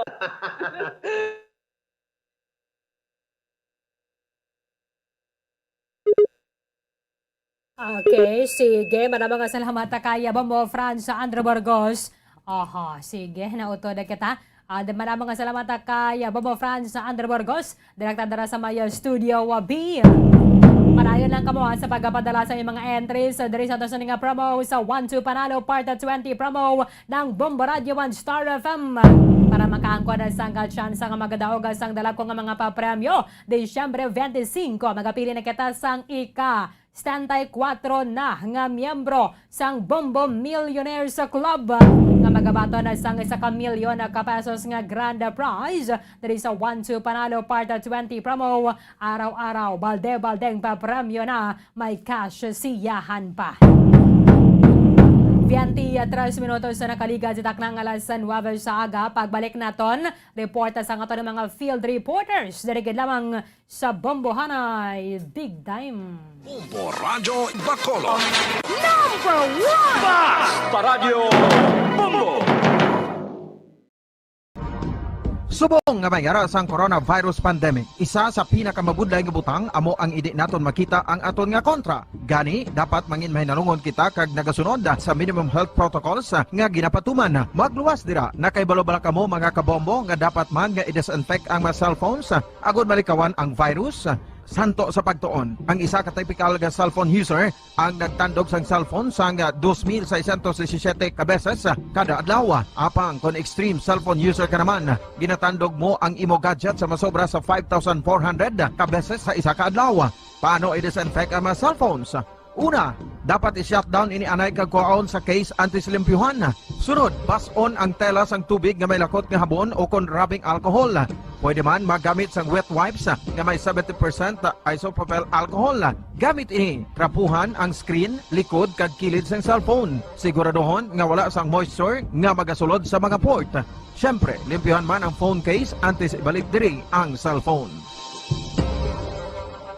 Ang pagbinuligay sa tiun sang pandemya, tuman ka-importante. Apang antes kita makabulig sa iban, unahon naton anay atipan ng aton tagsa kakaugalingon. You cannot take care of others if you do not take care of yourself. Base sa World Health Organization o WHO, na sa tiun karon sang pandemic, madamo ang ginaigo sang stress. Pila sa masanag nga mga emotional symptoms nga maangon sa stress, ginakipansang pagbatsyag sang kahadlok, pagkasubo, kag kaakig. Sa bahin sang physical symptoms, nagabatsyag sang pagkasakit sang ulo, may kabudlayan sa pagtulog kapag kaon. Sa bahin sang behavioral symptoms, nagakadulaan na sang gana o kon motibasyon sa pagtrabaho. Nagataas ang pag-usa sang alcohol o kon drugs, kag wala na nagatambong sa mga ginapakigbahinan sa nga religious, spiritual practices. Magod sini, iyari ang pila ka mga panugyan sang WHO agud nga makalikaw kita sa stress. Lingawon ang kaugalingon, pinaagi sa paghimo sa mga aktibidad nga imo gina-enjoy kag ginakaluyagan. Kaangay sang pagbasa, pagkulokanta, pagsaot, pagluto, gardening, kag iban pa. Mag-exercise physically every day. Magtulog sang temprano or getting enough sleep. Eat well,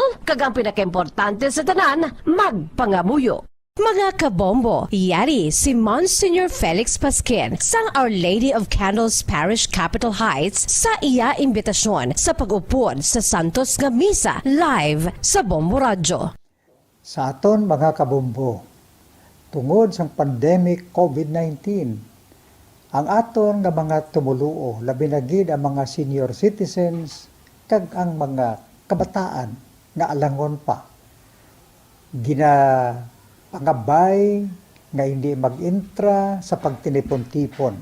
Kag isa na dira amo ang pagkadto naton sa simbahan sa pagsimba. Apang kamo makasimba gihapon, makapasalamat ka makadayaw sa Dios, makapangamuyo. Pinaagi sa aton Santos nga Misa online sa Bombo Radio Bacolod. Nga aton ginahiwat kada alas 6:30 sang aga. Ini sa liwat ang inyo alagad, Monsignor Felix P. Pasquin, nga padayon nga nagaagda sa inyo. Sa pag-upod sa aton Santos nga Misa, sa online sang Bombo Radio, kada Domingo alas 6:30 sing aga. Madamo gid nga salamat. Yari ang importante nga pahanumdom nga dapat sundon. Magsuksok gid sang face mask, santo sa no mask, no entry policy. Maghugas sang kamot kag magamit sang alcohol o kon alcohol-based sanitizer sa pag-disinfect. Likawan ang pagtandog sa mata, ilong kag baba. Magsunod sa physical distancing para malikawan ang paglaptas ng mikrobyo o kung anuman nga sa isang virus. Samtang nagsugod na ang tigululan, madamo sa aton ang nanamian sining season. Malamig ang panahon kag makasuksok kita sang aton paborito nga jacket. Apang mayara man ini sang mga risgo, partikular na ang pagduging sang mga balatian, dala sang virus kag bakterya. Yari ang mga simple nga tips kag precautions nga dapat naton dumdumon agod makapabilin nga healthy subong nga tig-ululan. Maghanda sang kagamitan para sa sining nga season. Halimbawa amo ang payong kag raincoat. Maghanda man sang waterproof nga sapatos o kun botas kung ikaw masami nga nagalakat agod hindi mahulom ang imo tiil sa tubig ulan. Hindi magkalipat nga magpaligo matapos kung ikaw ang makapahulom o kung mabasa sang tubig ulan. Makabulig ini agod mabalik sa normal ang temperatura sang imo lawas. Maghalong sa imo ginainom nga tubig.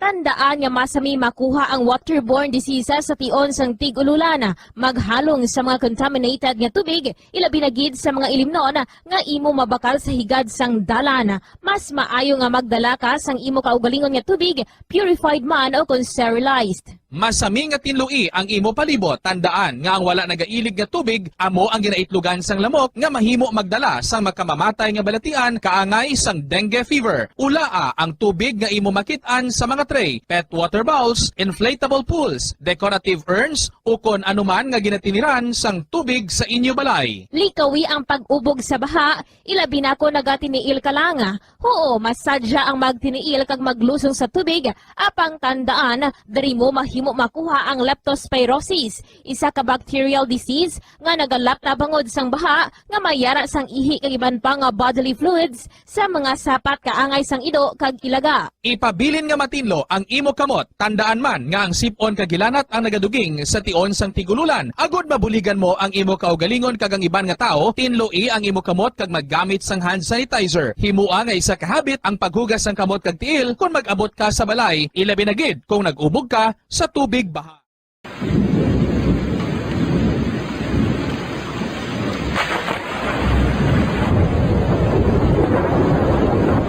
Tiempo tigululan na naman mga kabombo. Ang ikayong lawas ng tanan aton gid halungan. Gani likawan nga mabasa sa ulan agud makalikaw man sa balatian. Yari ang mga bombo tips sa tion sang tig-ululan.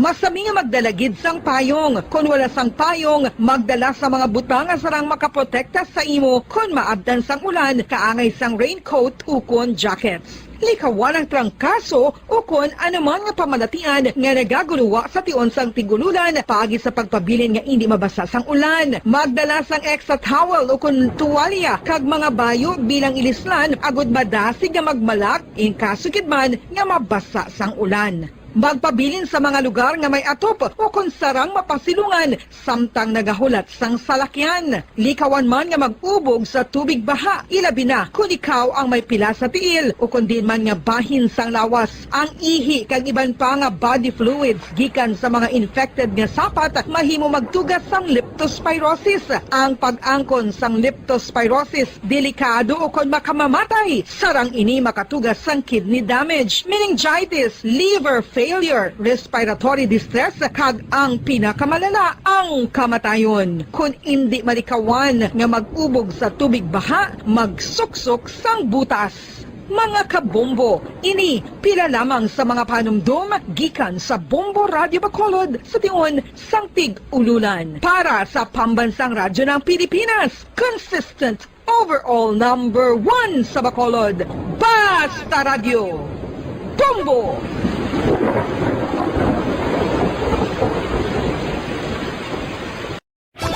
Star FM, Sunday program review.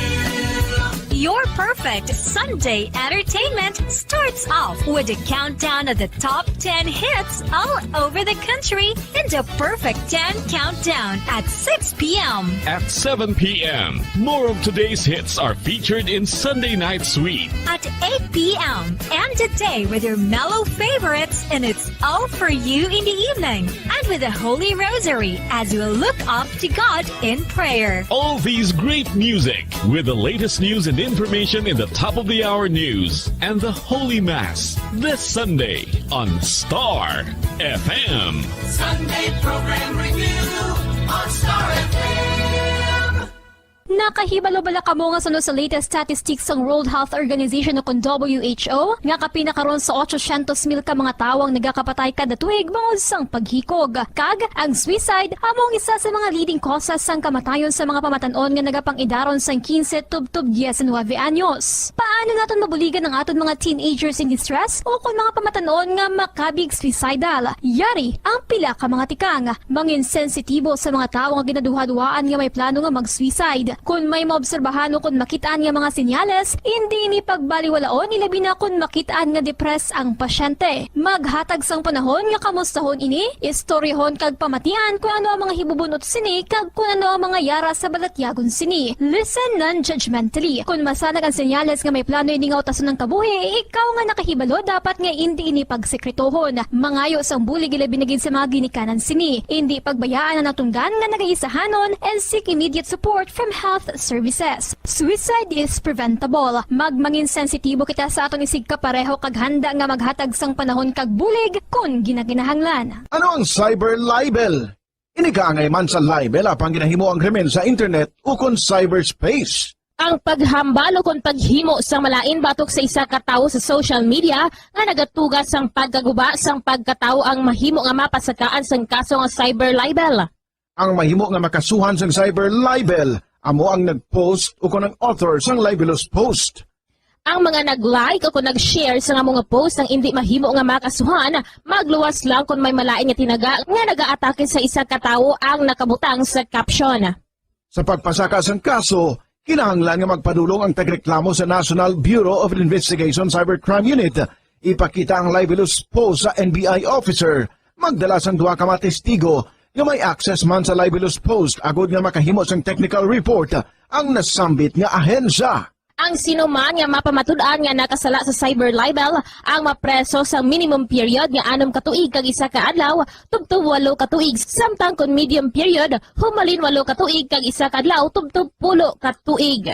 Ano ang maayo nga pamatasan? Ang mga tawo nga may maayo nga pamatasan na kaibalo kung ano ang husto kag sala. Ang ila pamatasan wala nila ginabase sa ila ginabatyag, kundi ginabase nila ini sa mga husto nga prinsipyo. Bisan wala pa sa makakita sa ila. Itudlo sing maayo kung ano ang husto kag sala sa mga kabataan. Maggamit sing mga tinaga nga nagapakita kung ano ang husto kag sala sa adlaw-adlaw nga mga sitwasyon. Itudlo sa ila ang kinalain sang tampad sa hindi tampad, sang matutom sa hindi matutom, sang kaayo sa kapintas. Sa ulihi, matun-an sang imo bata ang mga butang nga maayo himuon kag ang mga butang nga malain nga hindi niya dapat paghimuon. Ipaathag kun nga ang maayo o kun malain ang isa ka butang. Halimbawa, pamangkota siya nga ang maayo gid kun tampad kita, nga ang maguba ang pag-abyanay kun magbutig ka, nga asala ang pagpangawat. Gamita ang maayo nga pangatarungan para amat-amat mo nga matudlo sa imo bata ang husto kag sala samtang nagadako siya. Ipadako ang mga benepisyo sang maayo nga pamatasan. Mahimo ka magsiling kun tampad ka, saligan ka sang mga tawo. O kun ipakita mo ang kaayo, manamian sa imo ang mga tawo. Tadlo nga ang hindi maayo nga pamatasan. Buligi ang imo bata ang responsable sa ila ginahimo. Dapat mabala nila kung ano ang ila sala kag kun nga hindi ini maayo nga pamatasan. Hindi gusto sang iban nga ginikanan nga sawayon ang ila bata kun makasala ini kay basi maluyahan ini. Pero ang pagtadlong sa malain nga batasan, makabulig sa imo bata nga makahana sa iya konsyensya kag makalikaw sa paghimo sang sala sa ulihi. Pabakura ang handom sa imo bata nga himuon ng husto. Gayawa ang maayo nga pamatasan. Kung maayo nga pamatasan ang ginpakita sa imo bata, gayawa siya kag ipaathag kun nga ang maayo ang iya ginhimo. Halimbawa, makasiling ka, maayo kay tampad ka. Proud gid ako sa imo. Kung nagsugid ang imo bata nga may ginhimo siya nga malain, pasalamati siya sa pagsugid antes mo siya tadlungon.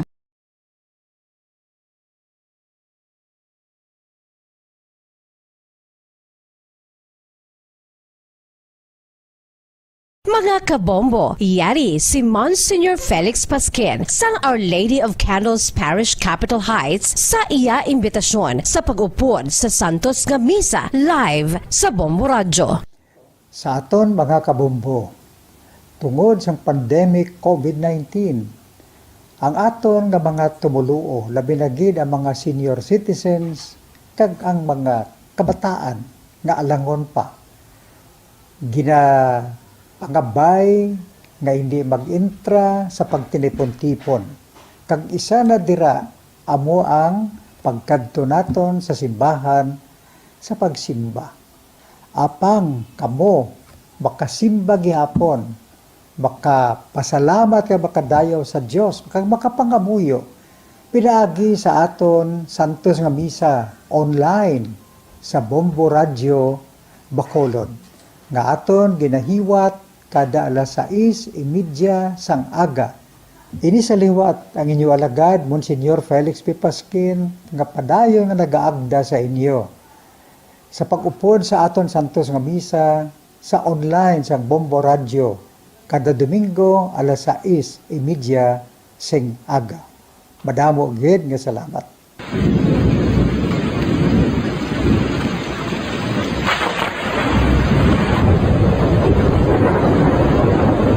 Tiempo tigululan na naman mga kabombo. Ang ikayong lawas sang tanan aton gid halungan. Gani likawan nga mabasa sa ulan agud makalikaw man sa balatian. Yari ang mga bombo tips sa tion sang tig-ululan.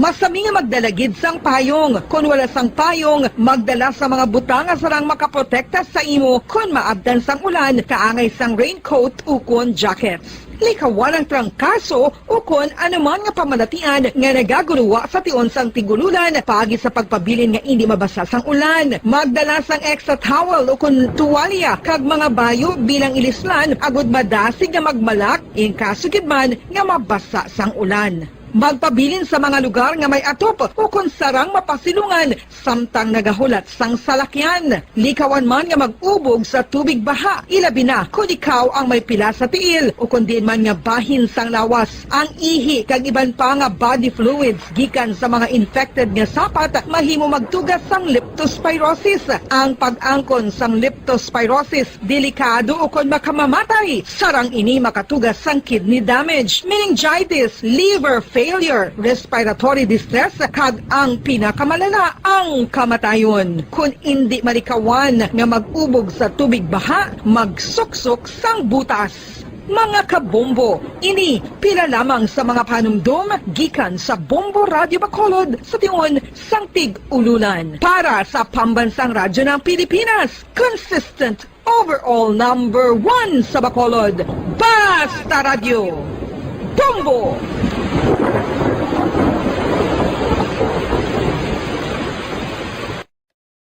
Ano ang cyber libel? Inigangay man sa libel apang ginahimo ang krimen sa internet o kon cyberspace. Ang paghambalo kung paghimo sang malain batok sa isa ka tawo sa social media nga nagatugas sang pagkaguba sang pagkatawo ang mahimo nga mapasakaan sang kaso nga cyber libel. Ang mahimo nga makasuhan sang cyber libel amo ang nag-post o kon ang author sang libelous post. Ang mga nag-like o kung nag-share sa mga post ng hindi mahimo nga makasuhan, magluwas lang kung may malain nga tinaga nga nag-aatake sa isa ka tawo ang nakabutang sa caption. Sa pagpasaka sang kaso, kinahanglan nga magpadulong ang tagreklamo sa National Bureau of Investigation Cybercrime Unit. Ipakita ang libelous post sa NBI officer, magdala sang duha ka mga testigo nga may access man sa libelous post agud nga makahimo sang technical report ang nasambit nga ahensya. Ang sinuman nga mapamatud-an nga nakasala sa cyber libel ang mapreso sa minimum period nga 6 ka tuig kag 1 ka adlaw tubtob 8 ka tuig samtang kon medium period humalin 8 ka tuig kag 1 ka adlaw tubtob 10 ka tuig. Star FM Sunday Program Review. Your perfect Sunday entertainment starts off with a countdown of the top 10.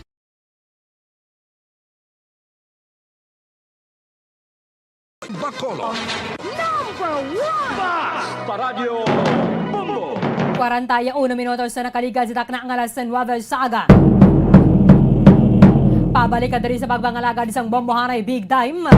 Sa nakatuigan na kaligad na Banwa humalina sang nagaluntad ang Ampatuan o kon Maguindanao Massacre pero maila sa gyapon ng hustisya sa pamilya sa mga journalist ka mga media workers nga kalaki pa sa 58 ka mga nagkalamatay. Sa nakatuig ang nakaligad dito sa may Ampatuan sa probinsya sang Maguindanao. Madamdaman na to nagluntad ang ining massacre aga sang Nobyembre 23, 2009 sa Banwa sang Patuan sa province of Maguindanao kung sa diin sila ang nag-upod sa convoy sang madamo nga mga salakyan nga nagadala o ka nagasakay diri sa 58 ka mga tawo. They were intercepted, abducted, and later they were killed Banwa. Kabahin ini sang pagbantay ng tabalasang eleksyon kay padulong sa ilang Commission on Elections. Ang ining asawa ni Congressman Subong Ismael Magodadato para nga mag-file sang Certificate of Candidacy sadto bisi alkalde pa lang ini sang nasambit nga Banwa. However, bisan duwa na katuigan na kaligad Kasunod sining partial promulgation sang sining nga kaso nga nag-convict sa madamo nga mga miyembro sang Ampatuan family, mayara sa gapon sang 75 ka mga akusado diri o ka mga sospetsado nga nagapabilin nga at large sa sining nga mga tinion. Out of 80 ka mga accused nga at large subong sang badagdag sang korte sa Quezon City ang ining partial decision Desyembre tuig 2019. 5 pagid lamang diri ang naaresto sa may bilin nga 75. 14 diri sa mga suspetsado, ang ilang apelyado is Ampatuan. Balikan nato ng mga natabo sang Nobyembre 23 tuig 2009. 12 na katuig ka nakaligad kadungan sa aton nga pagdumdum sang ika-12 nga anibersaryo o kon pagsukat sang natabo nga Ampatuan o kon ang Maguindanao Massacre. Yari ang special feature na ginpreparar sang Bombo Radyo Bacolod.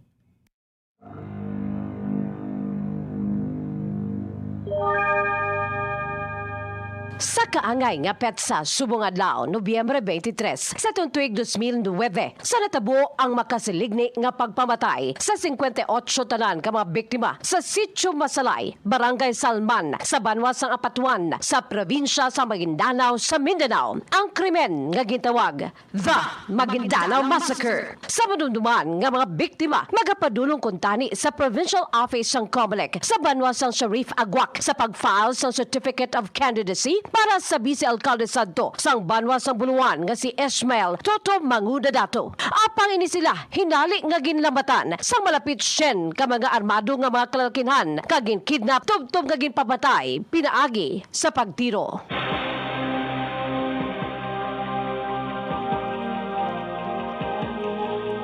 Sadto, si Vice Mayor Mangudadato ang magapadalagan sa pagkagobernador sa probinsya sang Maguindanao. Batok sa nagapadalagan masadto sa pareho nga pwesto nga si Dato Unsay Mayor Andal Ampatuan Jr. ang anak sa nagapungko masadto nga gobernador sa Maguindanao nga si Andal Ampatuan Sr. nga lunsay kabahin sa kilala kag poderoso nga pamilya sa Mindanao, ang leading Muslim political clan nga Ampatuans. Ang gubernatorial race naging kabahin sadto sa national elections sa pagkasunod nga tuig 2010.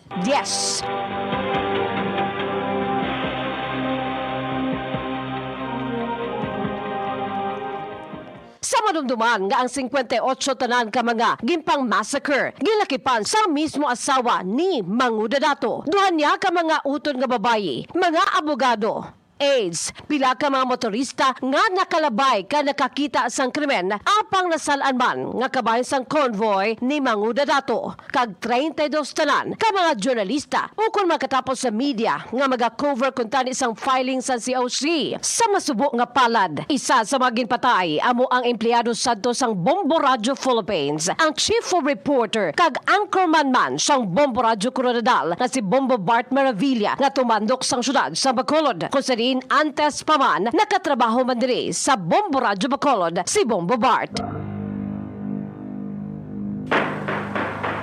Ay grabe nagadamo ko nung ang ilang mga outlet sa Coronadal. Sinong sa likod? Sine? Madi ko, may pandan daw. Kung sino diri ang mag-relieve, mo pirti ha. Grabe mo, no ba? Daw ilang gobyerno ba? Ininagid lang karon ang inyo abyan sa kanginan. Tobtob sa Malason nga Sabado. Si Bombo Bart Maravilla para sa Pambansang Radyo ng Pilipinas, Basta Radyo, Bombo! Amuyadto ang kabahin sang tingog ni Bombo Bart Maravilla sa iya katapusan nga programa sa Bombo Radyo Coronadal. Antes pa man ang iya mapait nga kamatayon. Sa amo nga massacre, ang gintudlo nga perpetrators, ang poderoso nga pamilya Ampatuans sang Maguindanao sa pagpanguna na Dato Unsay Mayor sadto Andal Ampatuan Jr. kagang amay sini nga si former Maguindanao Governor Andal Ampatuan Sr. kagang ilang mga private armies. Sa ibuloan nga magkaaway sa politika ang mga Mangudadatos kag Ampatuans.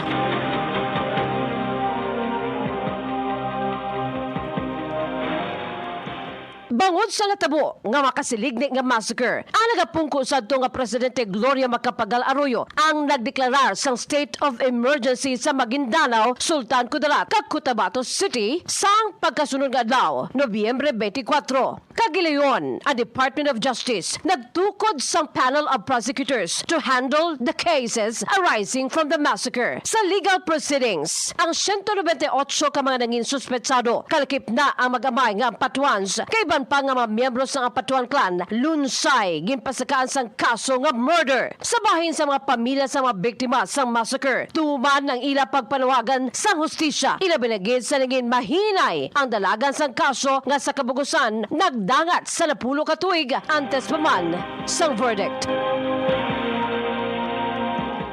Disyembre 19, sa tuig 2019, sa Quezon City Regional Trial Court, Branch 221, sa si Judge Jocelyn Solis Reyes ang nagserbe sa iya judgment sa kaso sa isa ka special court session sa Camp Bagong Diwa sa syudad Santa Taguig.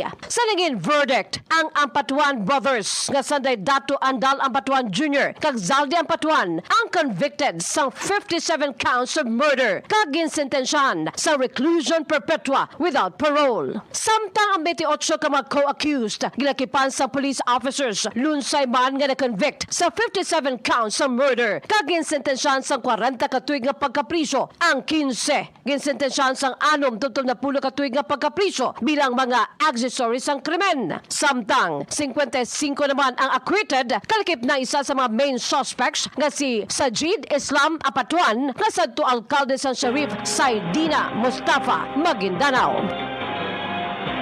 The prosecution, having established the guilt beyond reasonable doubt of the following accused who are found to have acted as principal, namely Datu Andal Unsay Ampatuan Jr., Datu Anwar Sajid Datu Ulo Ampatuan, Datu Anwar Datu Ipi Ampatuan Jr., they are hereby convicted and sentenced to suffer the penalty of imprisonment of reclusion perpetua without paroles pursuant to RA 9346. Number 2.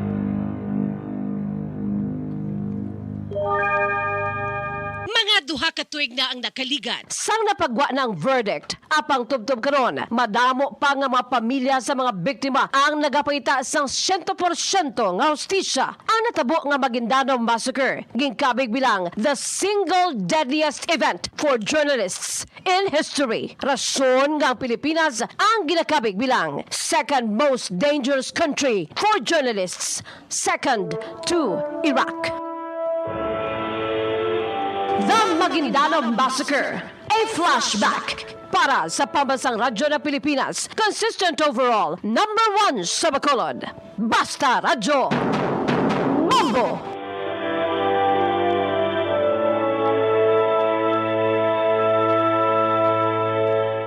Si Gemma na mga salamata kaya ba mo, Jazz de Jesus Madrigal. Sa buong ganigin na halugkan naman mga restriction sa dito sa may massacre site. Parang makabisita man na dito ang pamilyang nailo. Kasunod sa kamatayon sa ilang family member. Dari sa natabo nga Maguindanao Massacre, isa sa pinakamalala nga election-related violence o kon election-related nga krimen ang natabo dari sa aton sa Pilipinas in Philippine history. 53 minutos ang nakaligad sa dakna ng alas 9 sa aga.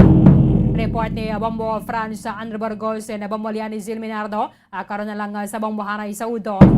Kolabo sa nang aton nga tiyampo dari sa pagbangalaga di sang Bombo Hanay Big Time. Upda na kita buwas sa muman sa gihapon nga oras.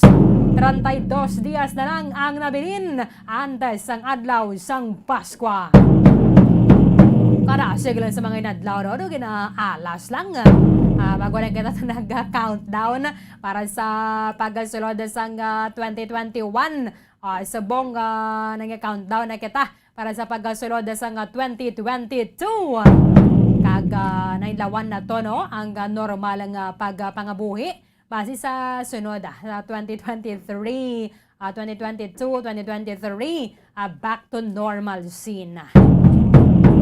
Sige, sa Sa katapusan, ako ang inyong alagad, si Bombo Erdin Bayonita. Para sa pambansang radyo ng Pilipinas. Consistent overall number 1 sa Bacolod. Basta Radio. Bombo! Guyod ng katotohanan, 5 dekada nang nagtatanggol sa mga mamamayan, patuloy na nagsasaliksik at mabilis maghatid ng mga balitang siksik at malaman. Patuloy na nangunguna sa mga issue, drama, promo at serbisyo publiko. Ito ang Bombo Radyo Bacolod, ang pambansang radyo ng Pilipinas. Basta Radio Bombo!